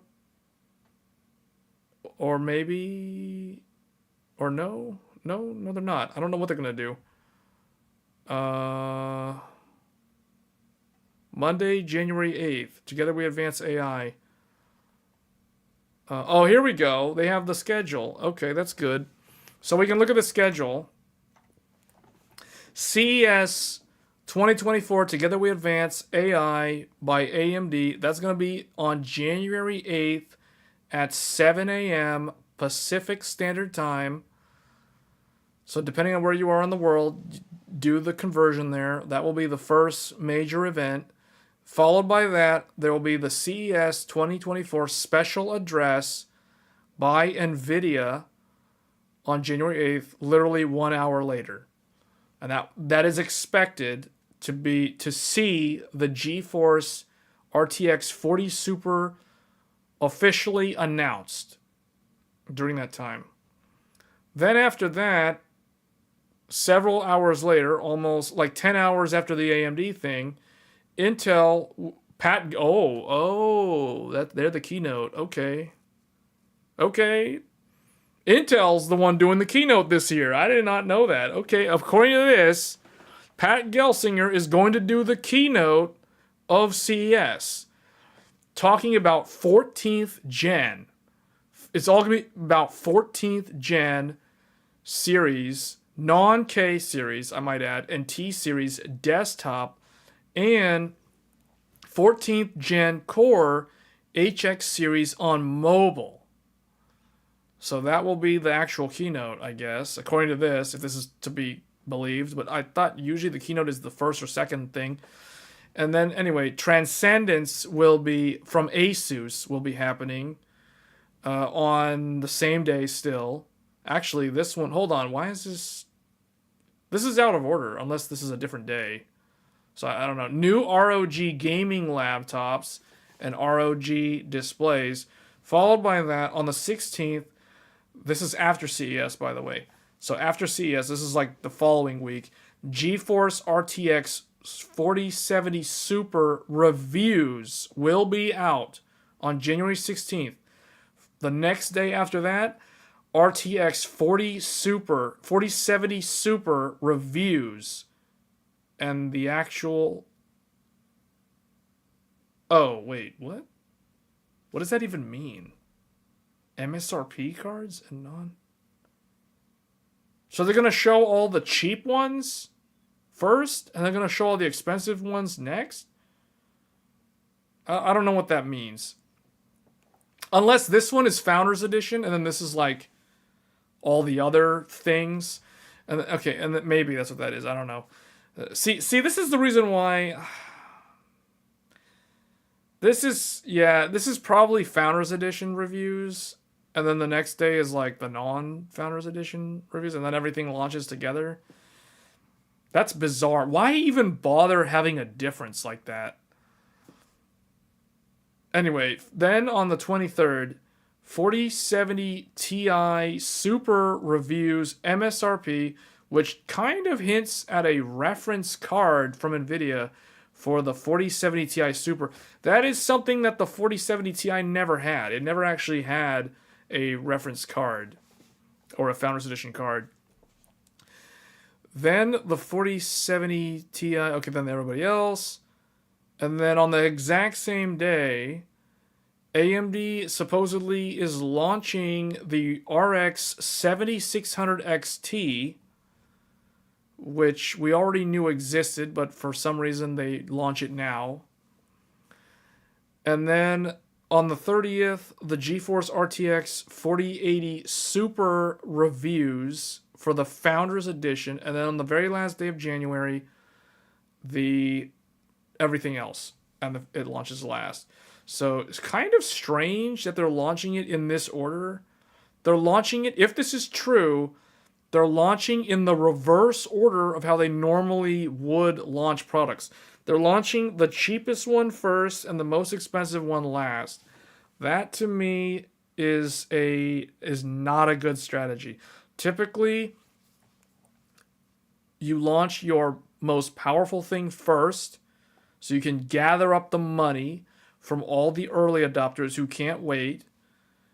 Then you basically go down the track. You go best one first, then the next, second best, third best, and so on.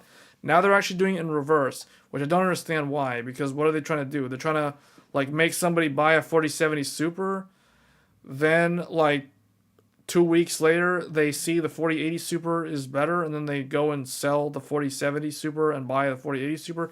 So NVIDIA still ended up making 2 sales off of the same person. Like, I don't understand why they're doing it this way. That's weird. It should be in the reverse order. But anyway, that's lots of NVIDIA stuff happening, supposedly, in 2024, January. I guess most people are probably going to be excited for 4070 Ti Super, I'm assuming here. And then, yeah, this other stuff is not great. And then, yeah, whatever this is. Together we have Advanced AI. Which is probably MI300 if I had to guess. Or maybe Ryzen 8000G. They're going to say that it has some kind of like AI, dedicated AI ASIC or processor or something in there. And that's what, I don't know. I have no idea what that's going to be about. But anyway, it's on January 8th. It's like the first thing of CES. Let's see. What else do we have here? Oh, this is interesting. So AMD reportedly is looking for an alternative supplier as TSMC reaches full capacity. I think this is primarily for their AI stuff. AMD now focused on looking for alternatives for its... Oh yeah, see? Instinct MI300 AI accelerators as TSMC gets busy with the I forget what this stands for. Something wafers, something for NVIDIA. Anyway, so this makes sense because it's long known at this point that TSMC has way too much, like, there's too much demand for TSMC's wafers. So whoever is able to make wafers that are just as competitive with TSMC's current lithography, they stand to make a lot of money because, well, I mean, the problem is the amount of money it takes to get one of these up and running, and not only that, let alone it be competitive with TSMC. So I don't know. There's talk of like Intel wanting to offer its foundry services to Nvidia and AMD, but the fact that Intel is going to TSMC for their GPUs and some of their other stuff, their tiles or their chiplets, I guess, that to me is not very promising in terms of Intel's own confidence in their own foundry. So, and then Global Foundries there and Samsung's there, and there's only a handful of companies that can actually do this stuff. You're really looking forward to the next gen of handhelds with new Ryzen APUs? Yeah, there is one thing I have here. So MSI teases its very own handheld gaming console. Full unveil at CES 2024. So finally, somebody is going to try to compete directly with Asus ROG Ally. Because this is going to be like a Windows-based thing, I would assume. So the teaser is very brief and gives us a few hints. It starts with the front of the device. That doesn't tell me anything, really. Oh, that's it? This? That? True gaming? Coming soon. Okay. MSI also seems to be focusing a lot on the exhaust vents, which might highlight the cooling and thermal capabilities. True gaming is featured. Okay. Well, yeah, I mean, any sort of competitor to Asus ROG is always welcome. Intel is buying from ASML, which is the same company that TSMC uses, isn't it? That's not the problem. The problem isn't ASML. The problem is TSMC's. Everybody uses ASML. That's a whole nother story, though. Like that's another thing too that no one really talks about. The fact that ASML is the one that actually, like, if there's no ASML, then no one has anything. But no, they've always been buying ASML. There's nothing to do with it. Like, the problem is for some reason, TSMC is the only one that has managed to get, I forget what the node is. It's like the EUV on 3 nanometer or whatever it was. Like, basically, Intel is falling further and further behind for some reason. Like, they can't. They're having a harder and harder time competing directly with TSMC on the foundry part. So I mean, it's pretty obvious when you look at, like, all you got to do is look at Intel's current processor lineup. Like, look at the 14th generation and what that is. What was it supposed to be? What it actually ended up being. And it's not only that. Like, you can look further back at Intel's older processors, like the Skylake and all of its derivatives, or, like, as I like to say, Skylake and Friends, which is basically Skylake, Coffee Lake Plus, Comet Lake, and I guess there was like another revision in there somewhere. So, did I say Cabby Lake?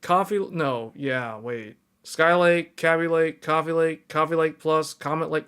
Like, all of them are basically the same thing in terms of the architecture and the node. So,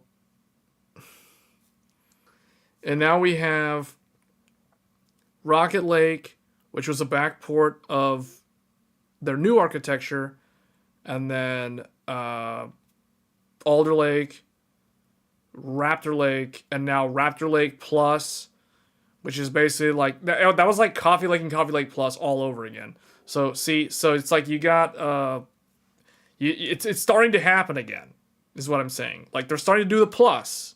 Well, they're calling it refresh because plus has a negative connotation now. Because if you say plus, if you call it Raptor Lake Plus, people are gonna think, oh, it's like it's like Coffee Lake Plus, which was like 14 nanometer plus. So, like, that's the problem. So, it's starting to happen, and because think about it, like, 3 CPU generations are on the same node, and then you had Rocket Lake on the old node, which was basically Skylake's node. So, yeah, all you got to do is look at the Thunderbolt cards support, and you'll see, oh, it supports Rocket Lake, uh, Alder Lake, and Raptor Lake, and the new Raptor Lake. But it doesn't support the older ones. That's how you know it was a new generation. So yeah, they're gonna have to. I don't know what they're gonna do. It's weird because it's like Intel's in a very weird spot right now. But I don't worry about them because they have like a lot of money and resources, so I wouldn't worry too much about it. But if you give them like another 2 generations of stagnation, I don't know what will happen. Things will start looking really bad for their shareholders if they can't, like, if Arrow Lake is not competitive on desktop, which I think it will be for the most part. But if something goes terribly wrong and they have to do like a Raptor Lake refresh plus, like another, like if 15th gen is basically another rehash of Raptor Lake, or if or what I can see them doing actually is if they take the new architecture and they backport it to the node that Raptor Lake is on, that'll kind of be like Rocket Lake. But what does that mean? That basically means that Arrow Lake will be a dud unless they somehow get the thing that went wrong with Meteor Lake fixed. So, I don't know. They're in a weird spot. They're in a weird spot. I mean, think about it like this. If AMD was still using Global Foundries, they would be in an even weirder spot than Intel is right now. So what they're having to do, these foundries have like one of the hardest engineering challenges on the planet to continue to shrink these nodes and as they get to this reticle limit. So, I mean, that's not easy. And there's a reason why AMD went through that divorce with Global Foundries when they did. And I think that's one of the things that Lisa Su gets the credit. She takes too much credit, to be honest. But the reality is the previous CEO, Rory Reid, put a lot of things in place to set AMD on a path to success, to avoid bankruptcy. And when Lisa Su took over, all she had to do was follow the plan, stick to the plan, and unless things start deviating really, really bad, then you have to correct. But otherwise, just stick to the plan, everything will be okay. So she stuck to the plan.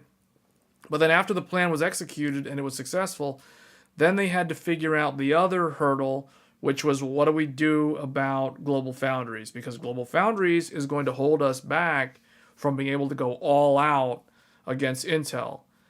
And they managed to get through that divorce court. I like to call it the divorce court because basically, if you look at the clause in there, it's literally two companies that were tied together at the hip, and now they get officially divorced, or I guess split from each other. So AMD no longer has to basically AMD's paying child support to Global Foundries with the IO dies or something like that, up until a certain amount or a certain point. It'll eventually go away if I remember correctly. But yeah, if they were still at Global Foundries, it's hard to say. Like Intel probably would be the best CPU right now, I would assume, based off of Global Foundries' shortcomings. But because they divorced Global Foundries and remarried TSMC, so to speak, now they're like way more competitive. So, that's kind of where that goes. So, and it shows. It shows in the energy efficiency. Gamers Nexus did a really good video showing the difference in the energy efficiency. And really, that is a lot about Intel's process node versus TSMC's process node more than anything else. And that shows you why Intel is looking more and more to go to TSMC, because their own foundries having the same sort of issues that Global Foundries had in terms of it not being able to keep up with the design team for the CPU. So anyway, looking forward to Dragon's Dogma 2. Yeah, that's still a couple months out. That's March, if I remember correctly. All right, what else did I have in here? What was I going to talk about besides talking about GPUs, like we always end up doing on these streams? Oh no, another one of these. NVIDIA and AMD land huge profits for the semiconductor industry, reaching the highest since 2009. Wow. See? So notice the TSMC logo in the middle. We've been talking quite a bit about this the whole stream, and now there's another article that's reinforcing what we just talked about for the last hour or more. Yeah, like, wow, it's almost like 2 hours. Wow.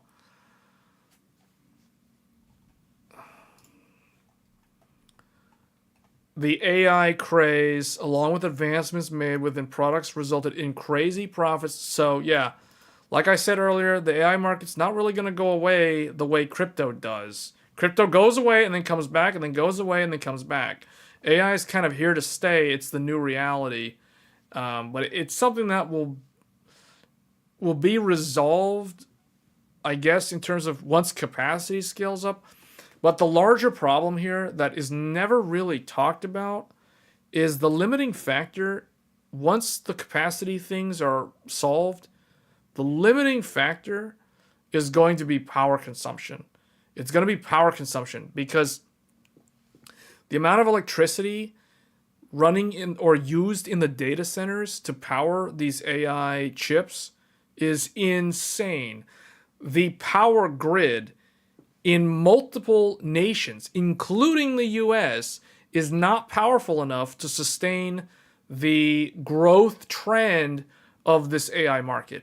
And that's something that no one really talks about. A lot of people talk about, oh, TSMC is slowing everybody down because TSMC is the bottleneck and can't crank out enough wafers. Well, even if that wasn't the problem will quickly become the electrical grid being unable to sustain powering all of these electronics.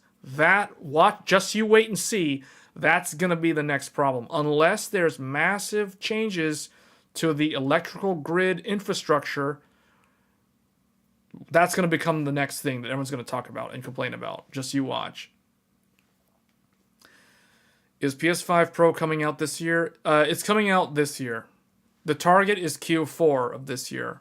So it's still a long ways off, but it is this year. Why do people give a damn about the RTX 40 Super if there is no 4080 Ti or 4090 Ti? Who cares? Well, I mean, you have a good point there. Really, the only one that I'd be interested in is the 4090 Ti, but that card already exists, and we know that there's no reason. So here's the thing that a lot of people don't know. If you go by 30 series release cycle, NVIDIA would have launched the...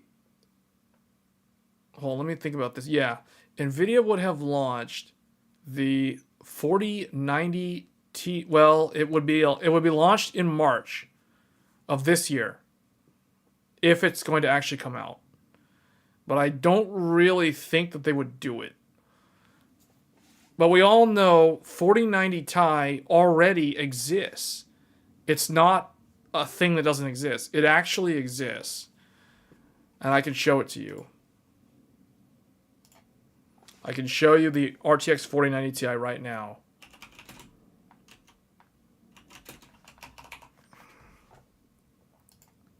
This is the 4090 Ti.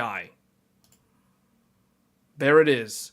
The AD102, 18,176 CUDA cores, 568 TMUs, 192 ROPS, GDDR6. Okay, notice I skipped these two. Let's skip these two. I'll come back to these. 384-bit bus. This is the 4090 Ti. Or I should actually rephrase that. This is the same die that the 4090 Ti, if it actually would exist, would be based off of. There it is. There's your performance difference. The RTX 4090 is 91% of the 4090 Ti. So the 4090 Ti is about 10% faster, which is basically the same difference between the 3090 and the 3090 Ti. Those two are about anywhere from 10 to 15% apart in terms of the performance. So likewise, the difference between 4090 and 4090 Ti is about 10 to 15%. Now, the reason why we will not see a 4090 Ti, or it's not expected to see one at least, is NVIDIA is selling so many of these as the RTX 6000 Ada. That's its name. The RTX 6000 Ada is actually the 4090 Ti in disguise. What if I told you that? The difference is, if they were to sell this as a 4090 Ti, they would shave off half the memory. So instead of offering 48 gigabytes of VRAM, they would only sell it with 24 gigabytes of VRAM, which is half of 48. They would also change the GDDR6 to GDDR6X. So they'd sell you half the memory, but it would be a different type of memory. But everything else would be the same. The TDP would also be higher, because the TDP on this is 300 watts. So they would bump the TDP to 450 watts, just like the 3090 Ti, and they would call it a day. And they would charge $2,000 for the Founders Edition, because, or maybe a little bit more, but I think it would be about $2,000 for the Founders Edition. The reason why they will not sell this as a 4090 Ti is because, do you know how much this costs? Who in the chat knows how much the RTX 6000 Ada retails for? If you wanted to buy one of these cards right now, do you know how much you would have to spend? Let's see if anybody knows. Well, I mean, someone can simply just go to the website. Like $6,000? 6,800? Met is correct. $6,799 for the RTX 4090 Ti. In disguise. Or I guess Ada 6000. That's how much they're selling. They're selling a 4090 Ti to the AI gurus for almost $7,000. Now do you understand why they're not going to bother selling it to the gamers for $2,000? Why would they sell it to the gamers for $2,000 when they can sell it to an AI guy for $7,000, almost $7,000? You add tax, it's basically $7,000. You see what I'm talking about? They're making $5,000 more selling it to the AI guys. This is the reason why there will be no 4090 Ti in our lifetime. It will be always a professional card, and we will never see it as a gamer consumer market product, unfortunately. So that's your answer. Yes, it does, but not as good as the 40 series. 30 series is actually pretty good for AI, but not as good as 40 series. I mean, there is a 3090 Ti, RTX 6000. Here it is, guys. This is the RTX 3090 Ti in disguise. GA102 10752. These are the exact same specs as the 3090 Ti, except double the memory, and it's a different memory type. So the 3090 Ti was a professional card first, AI cards, or no, it was a professional card slash AI card first, and then it became a gamer's product near the end of the RTX 30 series era. So this card was available December 15th of 2020. Meanwhile, where is it? 3090 Ti. So there it is. 3090 Ti was made available March 29th of 2022. So NVIDIA held the card in the professional market for what is it, like a year and a half, pretty much. And then they finally launched it as a consumer product with half the VRAM, different memory type, and they charged $2,000, $1999 for the 3090 Ti when it launched in March of 2022. So it's almost going to be 2 years old. Think about that. This card is almost only going to be 2 years old, even though the 30 series originally launched in 2020. This card launched in 2022. That means this card launched, and that's correct, this card launched the same year as the RTX 4090. So think about that. If there was going to be an RTX 4090 Ti, it would need to launch sometime between now and the end of March for it to actually be relevant in a small window. Because we all know that at the end of this year, there will be a 5090. The 5090 will launch toward the end of this year, sometime in Q4, sometime in October, November, December of 2024, there will be a 5090. So the only way the 4090 can hope to, or 4090 Ti can hope to be relevant is if it launches within the next 3 months. Otherwise, it will be too close to the newer card. It'll be one of those, like, rip 3090 Ti owners all over again if somebody goes and buys it like new at full MSRP, like right before the 5090 comes out. So I don't see a 4090 Ti coming out this generation.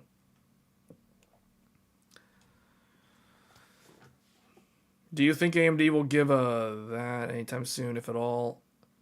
That's a good question. I don't know what their plans are for that. They did that. They did the whole 6950 XT refresh thing. Is that even an option, though, for them? Because the thing is, when you look at these cards, like, okay, this card was, what was the memory? Or, like, what's the memory speed? 512? Then the refresh was 576. So the main difference was they used a faster type of memory.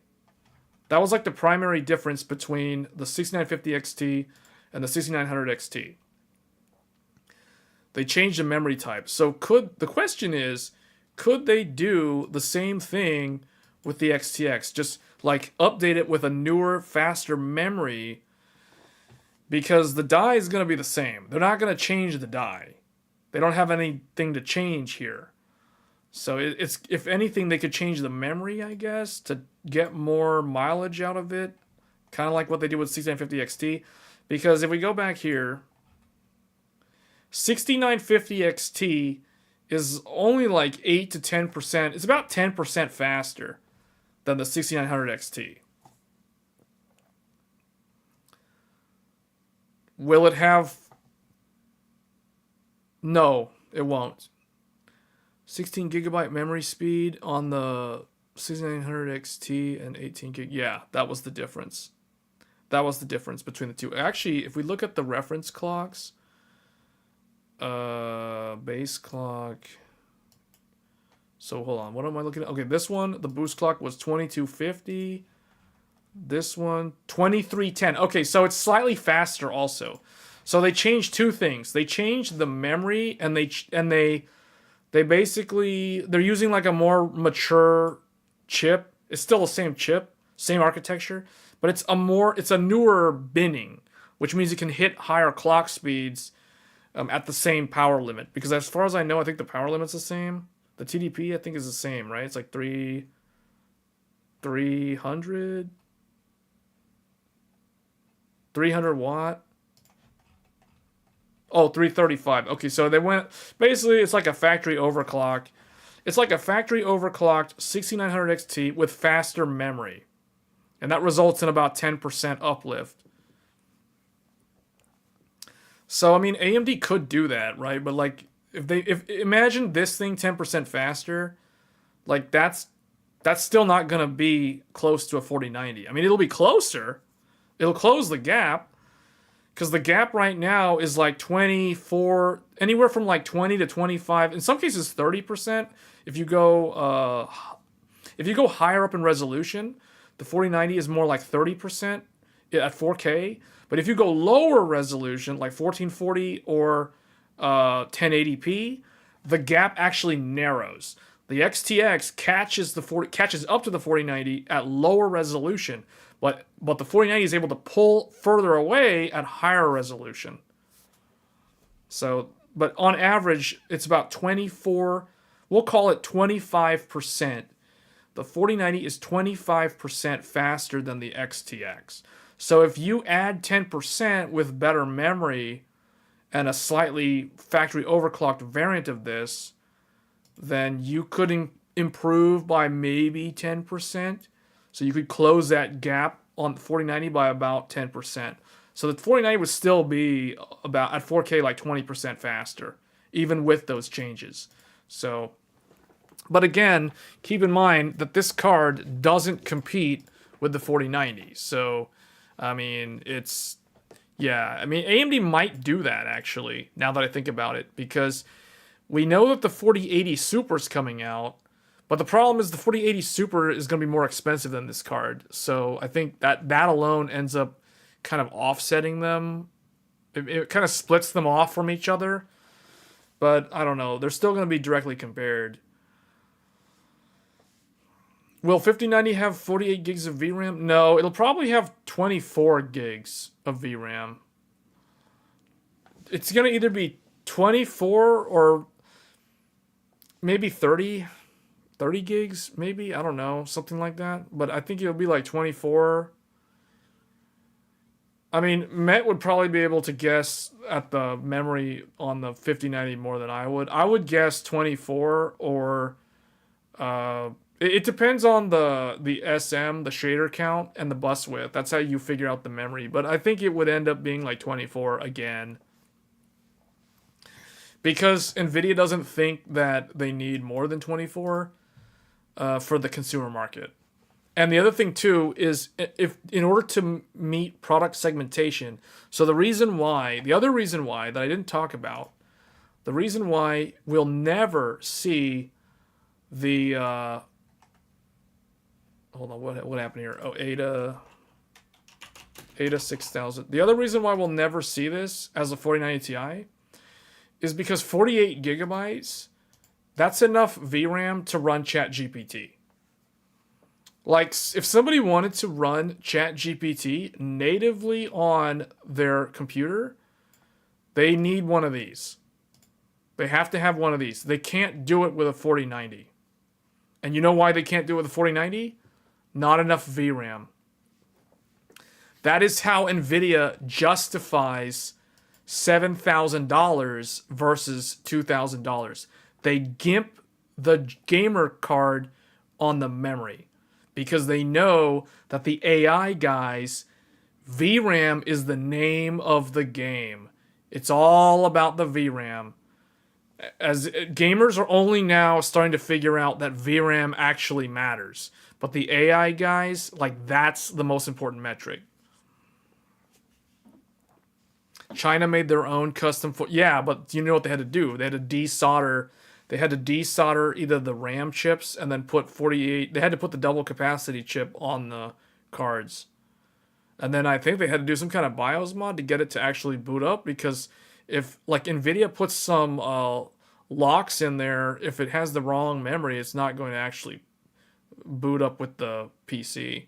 So they had to do all kinds of weird hacks to get that to work. 16 gigabit. Okay, we said that one earlier. How much faster? But yeah, one more thing to say about that. Like ChatGPT, when I remember looking into it, ChatGPT at the time needed somewhere in the realm of 33 to 36 gigs of VRAM mandatory in order for it to run natively on a PC. If you did not have 33 gigs of VRAM, you cannot run ChatGPT natively. Not the full one. You can probably run like some gimped one or something. But the real deal one, you can't run it without 33 gigs of VRAM. So that's the reason why the AI people need that magic 48 gigs of VRAM. And that's why they're charging almost $7,000 for that 48 gigs of VRAM 4090 Ti. So the question about will 5090 have 48? No, it will 100% not have 48 gigs of VRAM, because that is how you do market segmentation. RTX 8000 should work. What is an RTX? How old is that? Oh, that's Turing. That's the really old. This is a 2080 Ti. This is 2080 Ti in disguise. Yeah, it would work. I mean, it has the VRAM. It probably won't run as fast, but it could do it, probably. I would assume it can. The ChatGPT wouldn't respond as fast. It would probably be slower. It would probably take more time to think, because this thing's not as fast. That would be my guess. Because you know why? Way less cores. That's why. It can't process the info as fast because it doesn't have enough CUDA cores. But technically, yeah, you could load it in there. It would just be really slow.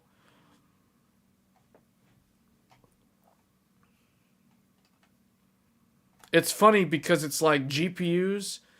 If you think of it like if it was an actual person or like a robot, having a Quadro RTX 8000 as the brain would be like talking to like an 80-year-old man or something. Like they'd just be slower, is what I'm saying. Like they'd be slower at recalling things and explaining the info to you, whereas the 4090 Ti one was just like way faster. It'd be like native, you know.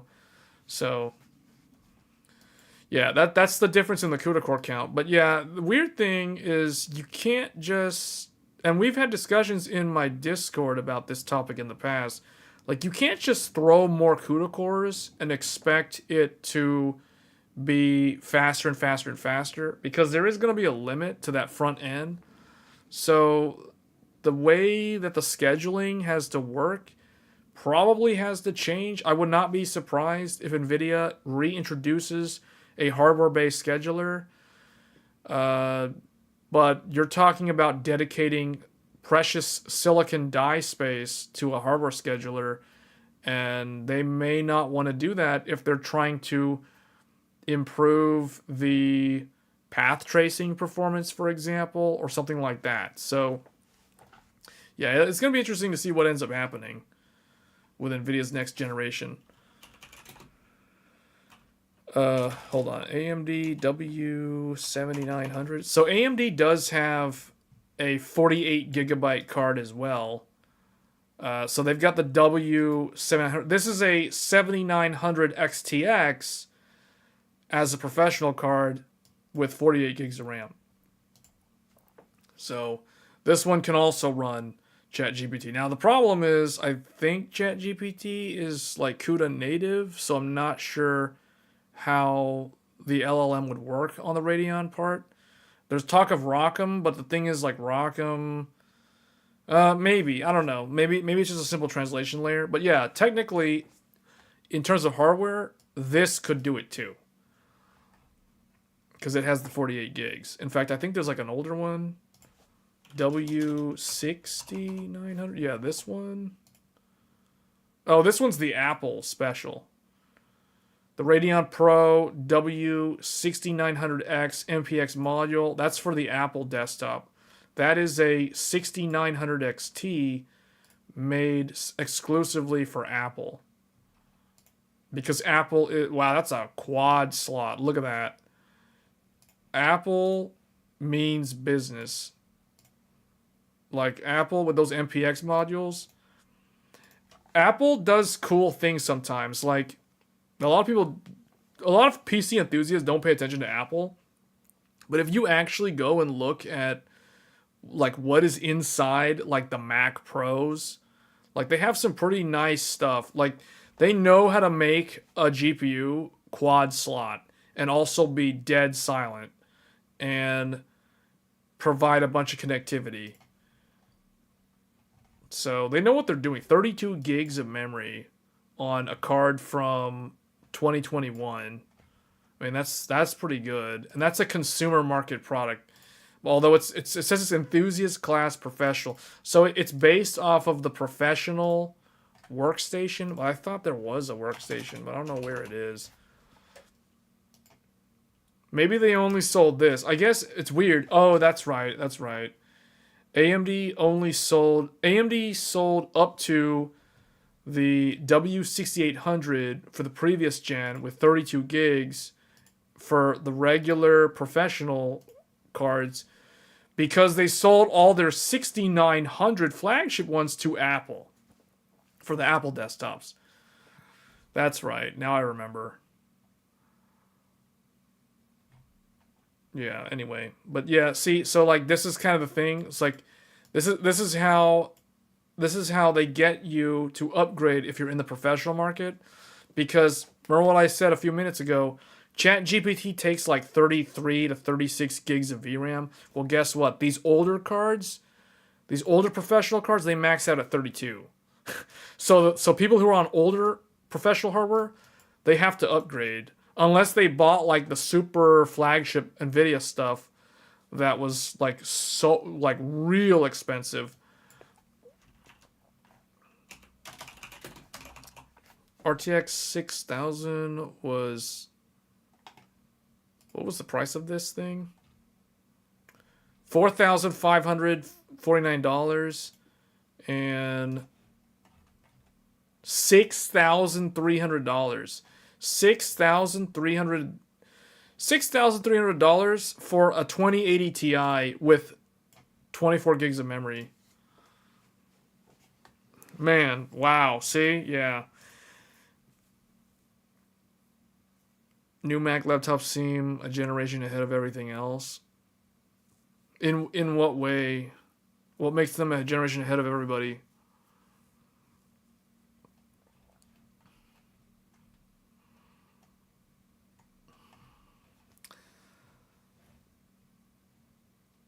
All right, did we cover all the... Man. What is that? That's saying like the 1 day price change. Price change day 1 day percent. Oh, wow. Anyway. Performance per watt, insane battery, and can do any task. Do any task? What do you mean do any task? Give me an example of what that means. Can it play Crysis? Can it play Hogwarts Legacy?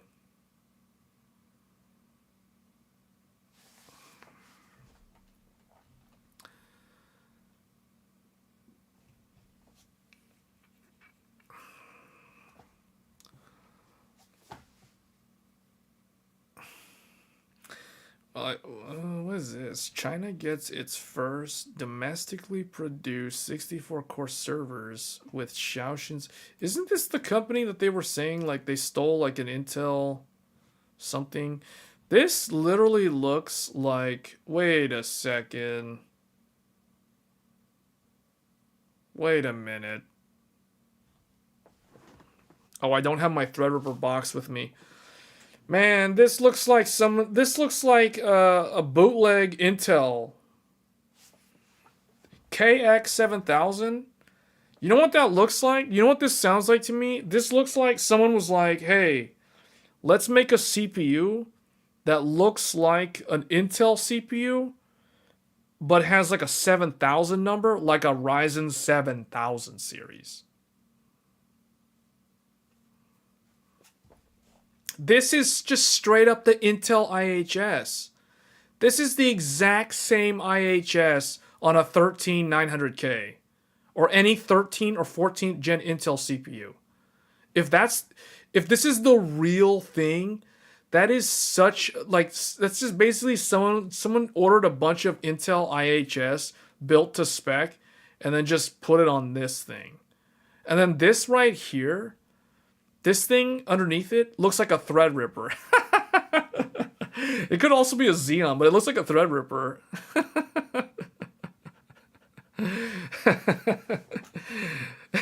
And then this one in the back. Oh man, this one in the back here on the left. You know what this looks like? This looks like an Intel HEDT. This is an Intel HEDT. This is a Skylake X. You got like they're ripping off like Intel's Xeon, Intel Core, and Ryzen Threadripper. What? Is this the real thing, or is this like just some fake Photoshop?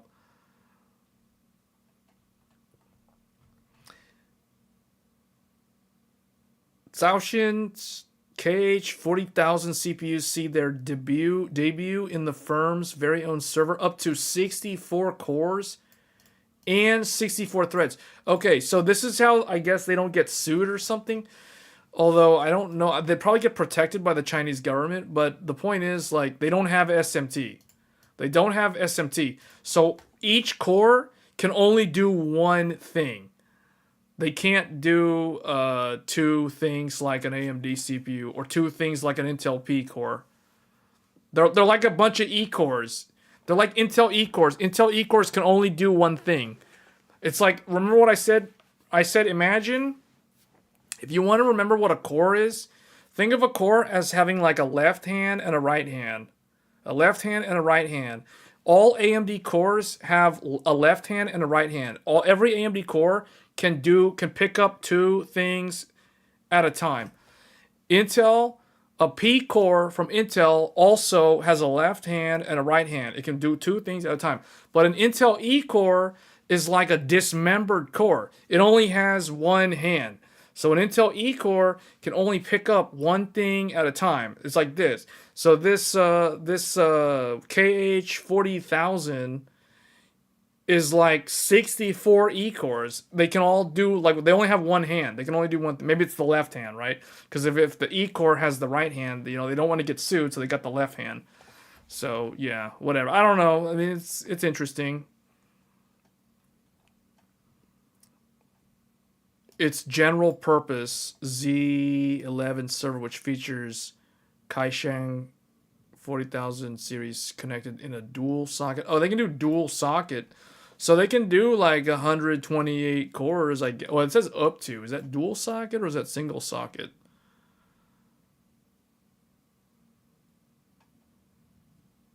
I wouldn't be surprised if this is like a bunch of E cores. Just copycat E cores. You're a fan of the Xeon? Man, so I found like two. I regret now not taking them out of the e-waste bin. Somebody threw away two. I saw two ThinkStations in the e-waste bin the other day with Intel Xeons inside. And the only thing I ended up salvaging from one of them was the... Here, I can show you guys. I salvaged this from one of those ThinkStation PC workstation things. This is the NVIDIA Quadro. What's the model number? This is the NVIDIA Quadro 600. This is the NVIDIA Quadro 600. I salvaged this from Intel Xeon workstation a few weeks ago. It has a display port and a DVI. You can see that's how old it is. So like, let's see what this thing actually is. Quadro 600. That's it. That's it. It is a Fermi. It's Fermi. 128-bit bus DDR3, not even GDDR. It's DDR3. It's CPU RAM on a graphics card. Those are good for doing ESI, ESXi. Oh, really?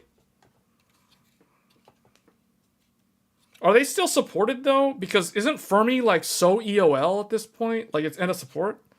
Because this is Fermi NVIDIA. This is 2010, guys.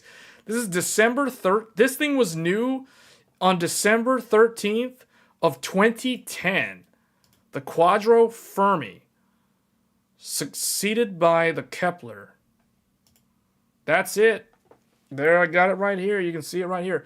I pulled this out of a Xeon ThinkStation in an e-waste trash bin. So, because I was like, I can't. The thing is, I kind of want those ThinkStation chassis because those are pretty good cases. Those ThinkStations are pretty robust. It might have made some good like vintage content for the channel, but anyway, I don't know why I didn't pull one out of the bin. But I pulled this out at least, so I've got one of these.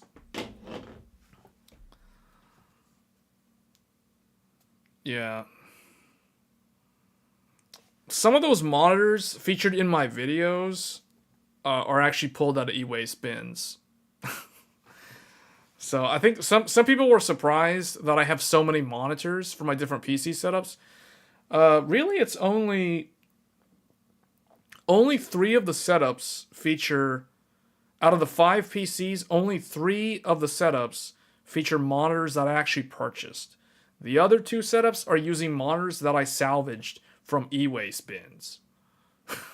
Namely the Linux system and some of the stuff, well, the Intel one, no, actually that one I bought the 4K Dell monitor, but the other 2, I forgot where I got those from. But yeah, those are like super old.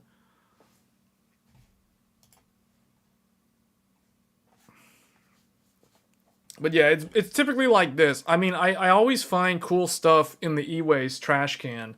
Like there's random GPUs, there's servers, there's like Xeon stuff like I mentioned. There's a lot of useful cables. Like I pulled a bunch of like HDMI cables and those weird USB, those rare USB Type A extension cables, which I actually use with one of my systems. I think Threadripper has like an extended USB cable, so it's easy to plug in like a USB camera to like dump the raw footage on the computer, stuff like that. So, yeah. So let's just look at how much slower this thing is than modern graphics cards. So the 7900 XTX is 6,211% faster than this. And the 4090 is 7,975% faster than this. Where do you find an e-waste trash bin?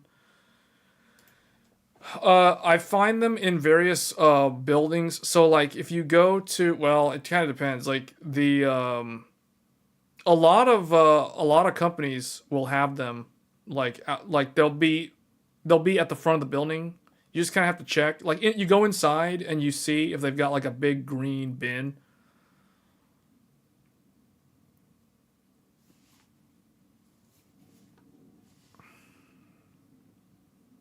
Yeah, you just kind of have to be on the lookout for e-waste bins. They're usually green bins with a bunch of random electronic stuff in them. Sometimes people will throw stuff that they're not supposed to throw in there, like trash or like paper. And they're not supposed to throw that in the e-waste bin, but you'll sometimes come across like old books and stuff that people threw in there for some reason. I don't know why. I guess they're lazy. But yeah, it's usually a bunch of useless things like broken cables, like the USB connectors are broken, or just broken stuff in general, torn cables, dead laptop AC chargers because the cable's like chewed through, like someone's cat like chewed the cable or something, or just they just don't work anymore. So it's a bunch of stuff like that. So like rarely you'll every now and then I'll find stuff like this, like old stuff like this, or even better, old monitors, like the monitors that I'm using on some of my builds. Like you'll dig the monitors out of the trash bin, and the monitors typically always work. Sometimes they might have like one or two dead pixels or something, but I mean it's a free monitor, right? Like okay, I'll take it. So stuff like that, yeah.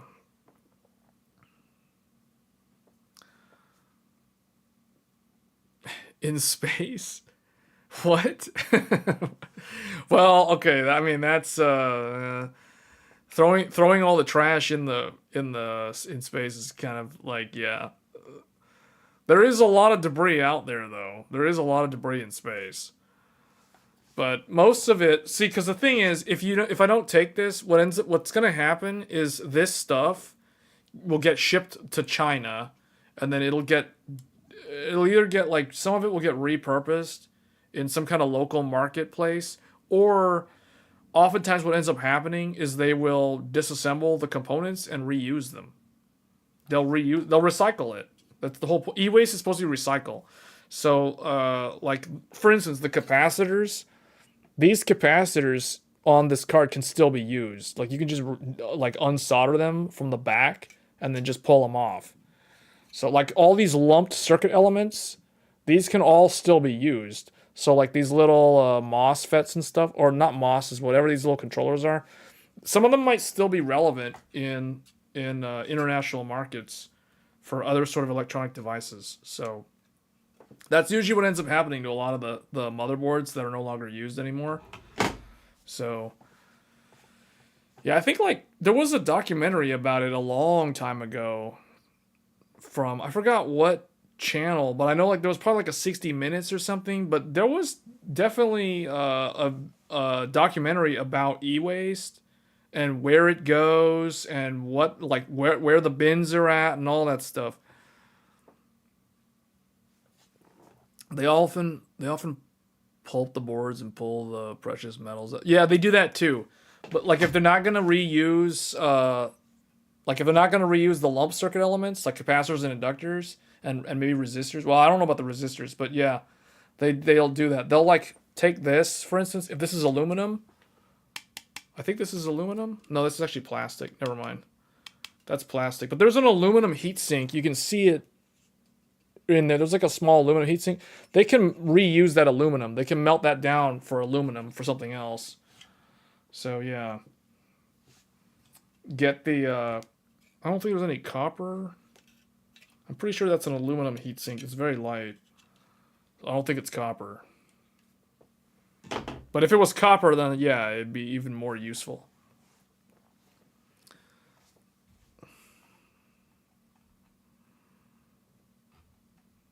Yeah, but Quadro end of life. See, the reason why I realistically probably can't use this... well, I could use it for a server, but like you said. The problem is the driver, though. Like, you'd have to run an old... most likely a legacy driver at this point. Because this is so old. This is like 14 years old.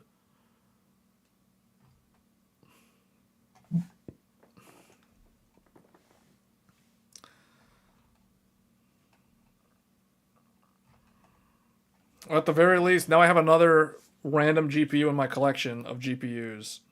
And it's actually technically a professional card. So now I've got a... This might actually be my first and only professional graphics card. I don't... Well, that's not in a laptop. Because I have some old workstation laptops that have Quadros or Radeon Fire Pros in them. Like if we go way back. But yeah, this might be the first actual professional desktop card that I have, even though it's not a high-end one. I mean, this thing retailed for $179 when it was new. It has 1 gig of RAM. Of DDR3 RAM. So I don't think this thing... I wonder if this can run Crysis. 1 gig? Can Crysis run on 1 gig? 120, probably not. Or actually, no, I think it can. Wasn't Crysis running around the time when like GPUs only had like 512 or something? This is on a 40 nanometer process. Global Foundries 108. Power draw is 40 watts. Man, this thing is like a laptop GPU.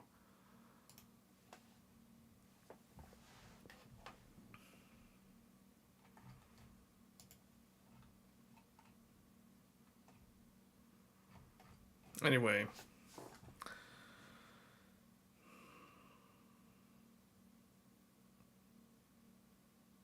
It's their CAD line. Oh. Are all Quadros bad at gaming though? Like, what about this? Can this is like a 2080 Ti. Can this game like a 2080 Ti?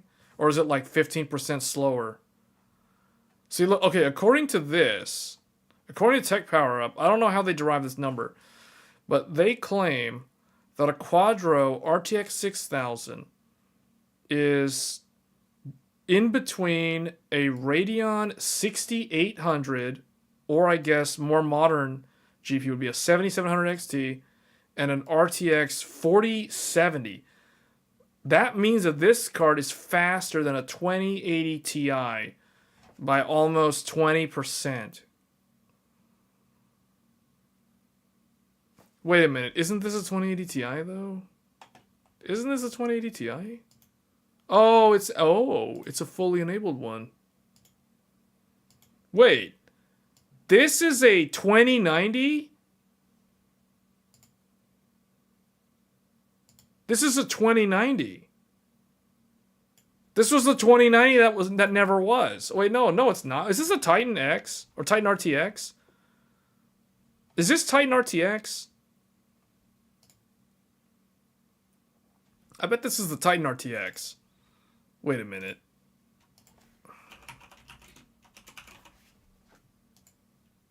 This is the Titan RTX. Oh, that's what this thing is. This is the 2090. The 2090. Back when it was called a Titan. 24 gigs on the Titan RTX. Quadro has... Wait. Oh, they didn't up the VRAM. They didn't up the VRAM. What's the difference? They're the exact same spec. What is this? Oh, this one's better because it has a blower style cooler. This one's totally better. It has a blower style. That automatically makes it better. 1, 2, 3, 4 displays and one USB-C. That's automatically better. What does the Titan have? 1, 2. Oh, it has an HDMI. This is better because it's blower style. What's the TDP on this thing? 260 watts. 260 watts on a blower style. That's going to be pretty loud. Yeah, your Quadro 600 can't even run basic games.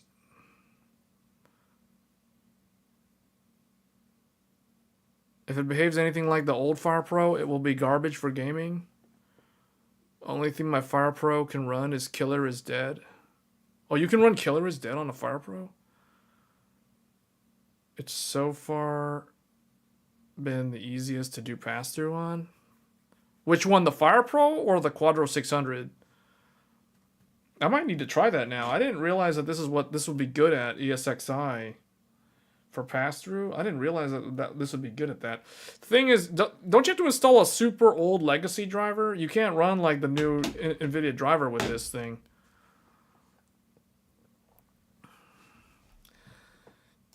I've learned something with my Threadripper system.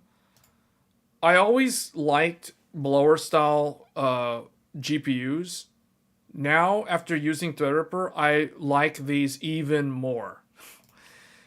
Because, so, I was trying to... So, you guys know, currently, I run Threadripper with an AMD and an Intel GPU. So... If you guys watch my live stream yesterday, I had a camera showing the PC, So the way I have it set up right now is the XTX is like here, and the Intel is right underneath it, like this. I guess they're about the same size. One's a 2 slot, so it's like this. And then I have an AverMedia down at the very bottom, the capture card. They're like this. And then like Threadripper CPU is here, the RAM is here and here. So that's basically Threadripper. So the problem is, so I was trying to benchmark stuff earlier today with this XTX, and the problem is the axial fans. There's 3 of them on this reference card. There's one here, there's one here, and there's one here. They're all the same size, and then Intel's got its 2 like here and here.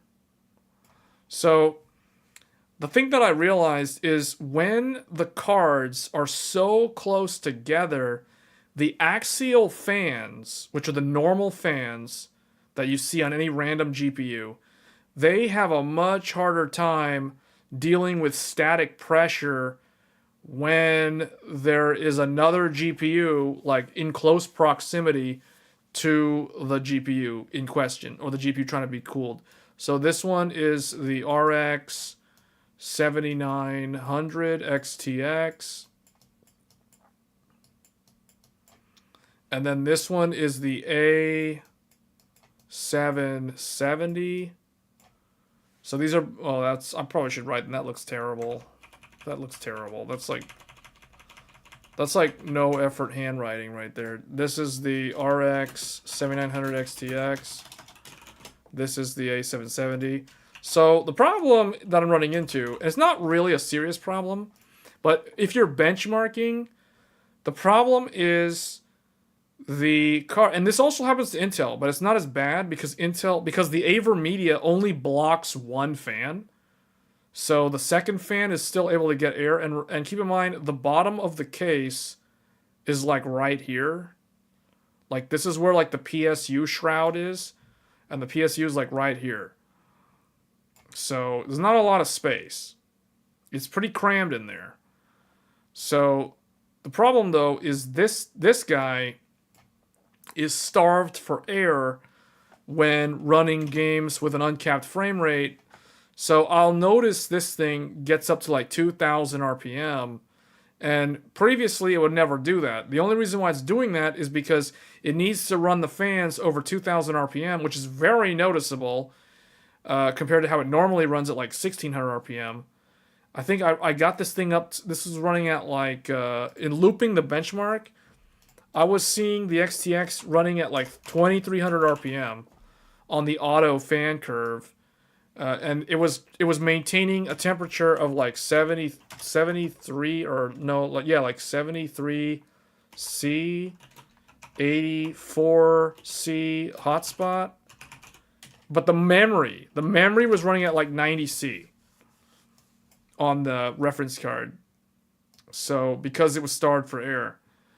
And the A770 heats up too, but not as bad because it has a second fan here that still has breathing room.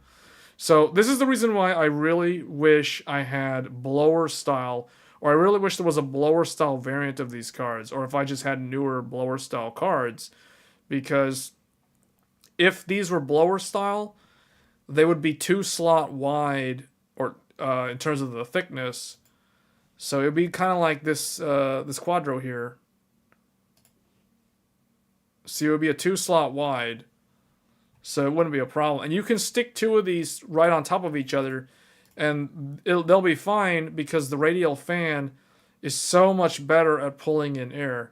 And the other thing that I like about blower style is they exhaust all the hot air out the back. So you don't have to deal, if you have multiple GPUs stacked on top of each other like this, you don't have one GPU down here generating all this hot air just to be sucked up into the other GPU generating even more hot air. And that's just getting blasted out all over the place. And then the CPU cooler ends up having to deal with that. because I'm using the Noctua air cooler. The Noctua air cooler is so big that it just like pushes everything out the top. So that's what ends up happening. So if you had a blower style, all the hot air is independent of the case. So you don't have to deal, all the hot air will just go out here or go out here, and you don't have to deal with it in the case itself. So that's why I'm a big fan of blower style GPUs, like this Quadro, for instance, and I'm a big fan of air coolers on CPUs, if you guys didn't already know that. Looks like the last driver update for Quadro is 2018. Oh, for the 600? Okay, that's kind of end of support. That's a legacy driver. Titan RTX was 25. Yeah, it is. It was. And that's the reason why 5090 could go to $2,500. This is the reason why Nvidia. So here's the thing: like, there's some kind of misunderstanding with the way the public perceives Nvidia and the way Nvidia perceives like how they are, because in the public's eye, Nvidia's charging way too much money for a 4090. But in Nvidia's eye, Nvidia's selling 4090 at a discount because they charge $2,500 for the 2090. 2090 was $2,500. Or I guess 2090 Ti, whatever you want to rebrand this as. So if they're charging $2,500 for a 2090 Ti, then they charge $2,000 for a 3090 Ti. In their mind, they're actually charging less for their super high-end enthusiast card. So see where the disconnect is? A lot of people don't think of that. A lot of people don't remember that the 2090 or 2090 Ti, whatever you want to call this thing, was $2,500. That's why I said at the very beginning of the stream, or not the beginning, but I said earlier that once you go over $1,000, the pricing gets really wonky and weird. It starts scaling like exponentially. It's all weird because it's like, okay, if it's $1,000, what's another $500 at $1,500? You know, like, remember what I said about Threadripper? Threadripper starts at $1,500, then it goes up to $2,500. So this thing right here, this is as much money. This MSRP is the same as the second Threadripper up the tier. Like the middle of the line Threadripper costs $2,500. Assuming we're talking about HEDT, not Pro. Because Pro's even more money. Pro's like, I think Pro starts at like 2,000 something and goes all the way up to like $10,000 or something like that. So, yeah. So that's why in Nvidia's mind, the end goal is to charge $2,500 again in the consumer market for their highest end card, because they already were doing that. It's just people ignored the Titan name. They found out that people, for some reason, if you stick a number on the product, it resonates with the consumers compared to naming it something that seems like very, remote to the rest of their lineup. So, yeah, I don't see the Titan name coming back anytime soon. I think Nvidia learned their lesson, but they're gonna try to creep up the price again because they need to. They need to. If they charge $2,000 for the 5090, I can assure you there's a whole bunch of people that are just gonna absorb that cost like they did with the 4090. The fact that there's already like Asus Strix for like $2,000, like how much does an Asus Strix 4090 cost?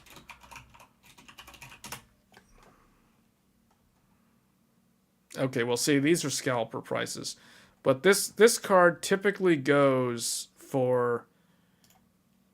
This is typically $2,000 MSRP. So, and there's a bunch of people. I mean, I've seen these in the checkout cage at Micro Center, and those are like going for $2,000. So there's people out there that are spending that kind of money on graphics cards for consumer graphics cards, not even professional graphics cards. So it's weird. It's kind of mind-boggling that. I mean, I personally would never buy this. I mean, you guys know I only buy the NVIDIA reference Founders Edition card. I will never buy these AIB cards for NVIDIA's products. And then for AMD, like, I typically would prefer to buy the AMD reference card. Otherwise, I'd typically go for the Sapphire one if I had to choose. But that's just me. So, anyway. Why would I buy the NVIDIA one? Because it's better than the AIB ones, and it's cheaper. It's $1,600 versus like $2,000 for, you know, a Captain America color themed graphics card, I guess. So, big number good. I don't know. Like, it's good until your wallet has to deal with it, has to stomach it.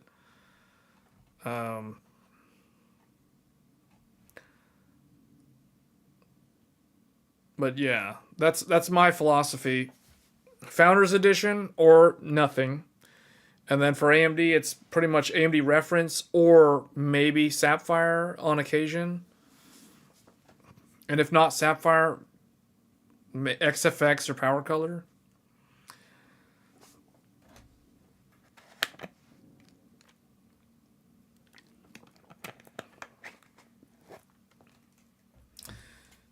Yeah, but the Supreme, don't you have to deal with like the sag though? You have to have the bracket.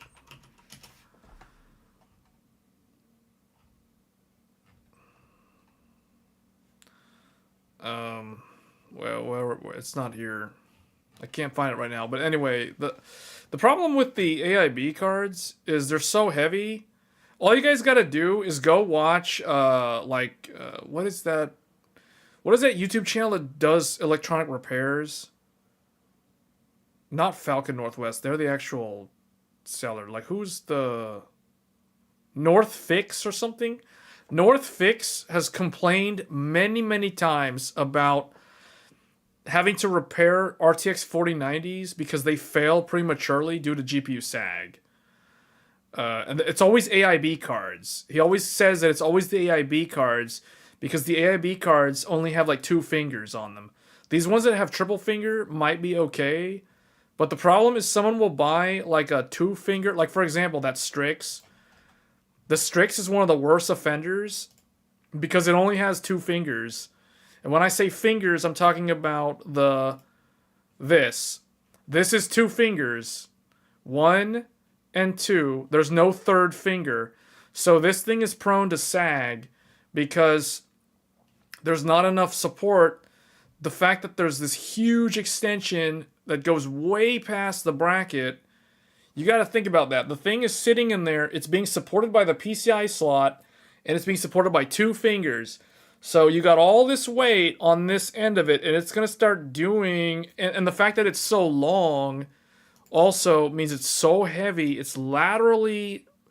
The weight is distributed laterally, which is not good for the way that this is designed. So it's going to start bending down at the PCIe right here at this, what do you call it? The little foot or whatever this thing is.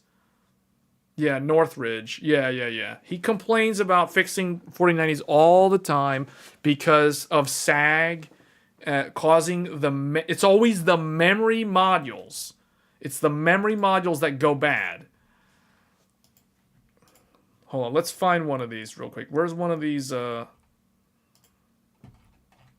find one of these. Let's pick one of these.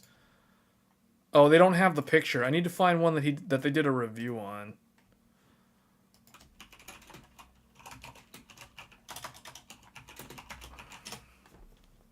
Okay, here's one. Okay, look. What Where's the actual PCB? Okay, see?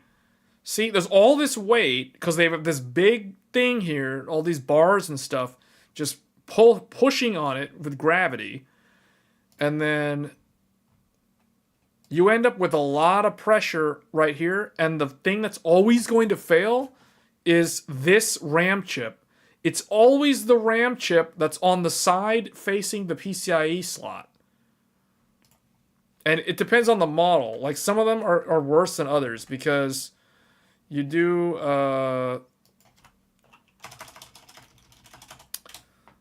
what's like another one? What's like the budget MSI one? Gaming Trio Review. So like this one, oh man, that one looks really bad. Where's the circuit board analysis? Yeah, see? This memory chip is right next to the foot. So as this thing bends, it creates bends around where the traces are. And that messes with the signal integrity of that RAM chip. So what ends up happening is you either get artifacting, even at stock, and most of these have factory overclocks, so they'll artifact faster if the RAM is overclocked. So it usually the first symptoms are artifacts while gaming, and then eventually you'll get like black screen issues. So that it'll manifest as black screen. And for some reason, he's had to resolder like a lot of the actual GPU chip for some reason due to sag. But it's weird. So like what I recommend, if people have a heavy GPU, make sure you're using a support bracket. You'll thank me later. Or don't do it. And then eventually if it sags enough and you start getting artifacts, then, well, I warned you. So the reason why the Founders Edition doesn't happen on Founders Edition. And the guy from NVIDIA, Malcolm from NVIDIA, already explained why it won't happen on Founders Edition specifically, is because it's because of the way they designed the Unisync. Where is it? It's because of, well, the other thing about it is they have this. So OEMs can support it with an actual chassis, like, attached to it.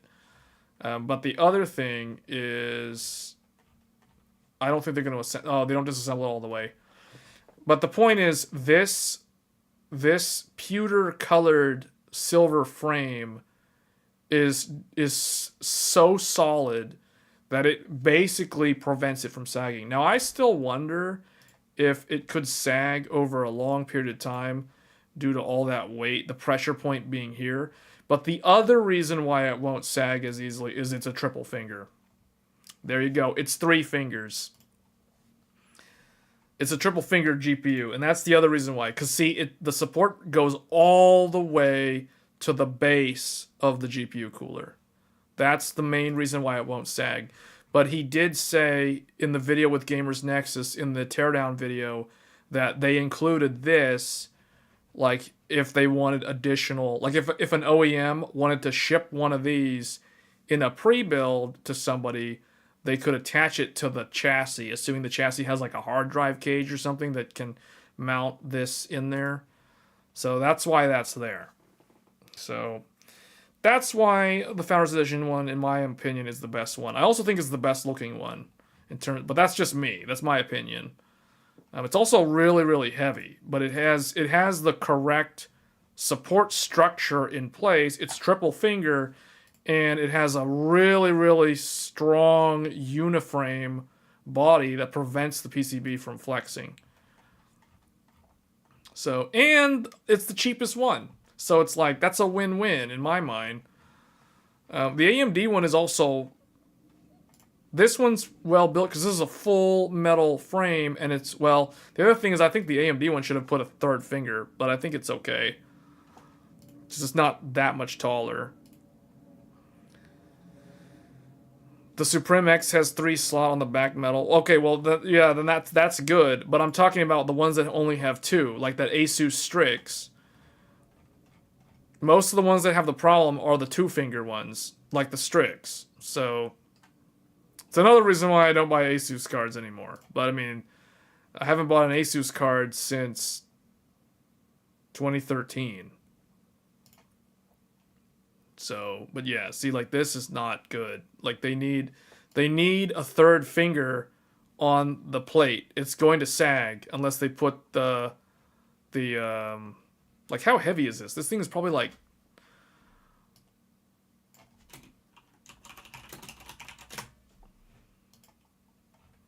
what's the weight of this? 2.5 kilograms. This thing is 2.5 kilograms. You don't put two fingers on a 2.5 kilogram graphics card. That's like facepalm number 1 right there. Like, that is dumb. Look, it's wider and longer than the already full triple slot Founders card, and they only have a 2 fingers on there? That thing should probably have 4 fingers. At the very least, it should have 3 fingers. Because it's so tall. You have so much weight on the far end of the card because it's so long. And you have so much extra weight over here. Opposite to the PCIe slot because it extends way past the bracket. Not good. Not good. This is the sort of card that I would avoid like the plague.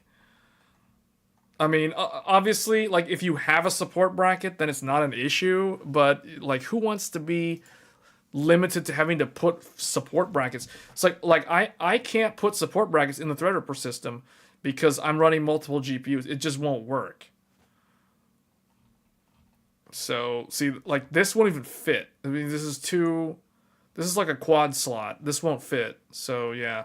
That's why if you're doing, like, workstation stuff, these things are irrelevant. Like, you would need blower style cards like this, or you would need just a smaller AIB cooler.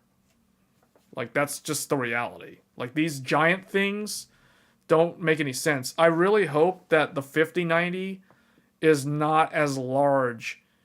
I hope it's like 350 watts max. Which means that the Founders Edition will probably be smaller. It'll probably be more like a 3090 sized cooler.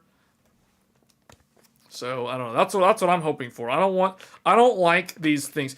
If anything about Threadripper has taught me, I don't like the really big coolers anymore. I thought they were cool for a while, but no, I don't like them anymore. I want smaller GPUs. The GPUs have gotten too big, way too thick. Too heavy. It's just, it creates other complications. Not only is the power consumption a thing, but it's like they're just way too big. So, yeah. Otherwise, NVIDIA was smart to go with an air cooler and not like a liquid cooler like how AMD used to do, like the Radeon R9 Fury. But the problem is if you're going to go air, it's going to be huge. And that's what ended up happening with these. It just took a while for, I guess, 30 series popularized really big GPUs. But yeah, if Supreme X has the 3 slot thing, that's fine. It's these that are the problem. Just make sure. Public service announcement, don't buy a triple slot GPU that only has 2 support brackets for the case. You're gonna, unless you want to use a GPU bracket. Because it's pretty much mandatory. Does this even include... This better include one. Does this include one? Does this not have one? What? So that better have a support bracket. I mean, that's a ripoff if that doesn't have a support bracket for how much money that costs. Just to have it fail. Because what ends up happening is... what causes it to fail is... I gotta go to the PCB. So what ends up happening is... You guys have to remember, when these GPUs are exhausting the heat, half of the heat goes out this way, the top side, toward the case, toward the side panel. But the other half of that waste heat is getting forced up against the motherboard, up against the PCIe slot. So you have all this concentration of hot air perpetually congregating around this bottom part of the graphics card. So over time, that heat, if somebody's playing, like imagine somebody playing Call of Duty for like 4 hours a day with an uncapped frame rate at 4K resolution. Imagine the amount of waste heat. Because this thing, you run a 4090 at 4K, it's going to be running closer to its max TDP. And we're not even talking about ray tracing. Like, you turn ray tracing, it's even worse. But without ray tracing, just uncapped Call of Duty 4K, you're going to have all this hot air just stuck up against the motherboard on the PCIe slot section, just getting pushed around to eventually cycle out of the case at a slower rate. So that excess heat, these components here are running hot because the ambient's hot. The ambient's usually like 43 to 50 degrees. So you've got the components running hot. Eventually, this VRAM chip right here, that's the one that always runs at 90 plus Celsius on an extended gaming session. And this assumes average airflow. And that's going to fail over time if there's no support bracket, because the heat makes the components softer. It makes it more prone to flex. And that's where the problems start happening. So you definitely don't want GPU sag. Pay attention to anybody who fixes GPUs for a living. They'll tell you, do not let the GPU sag unless you want to have to send them the GPU once it starts going bad and it's out of warranty. Otherwise, you're going to be dealing with an RMA. So anyway, I guess that's my final bit for this live stream.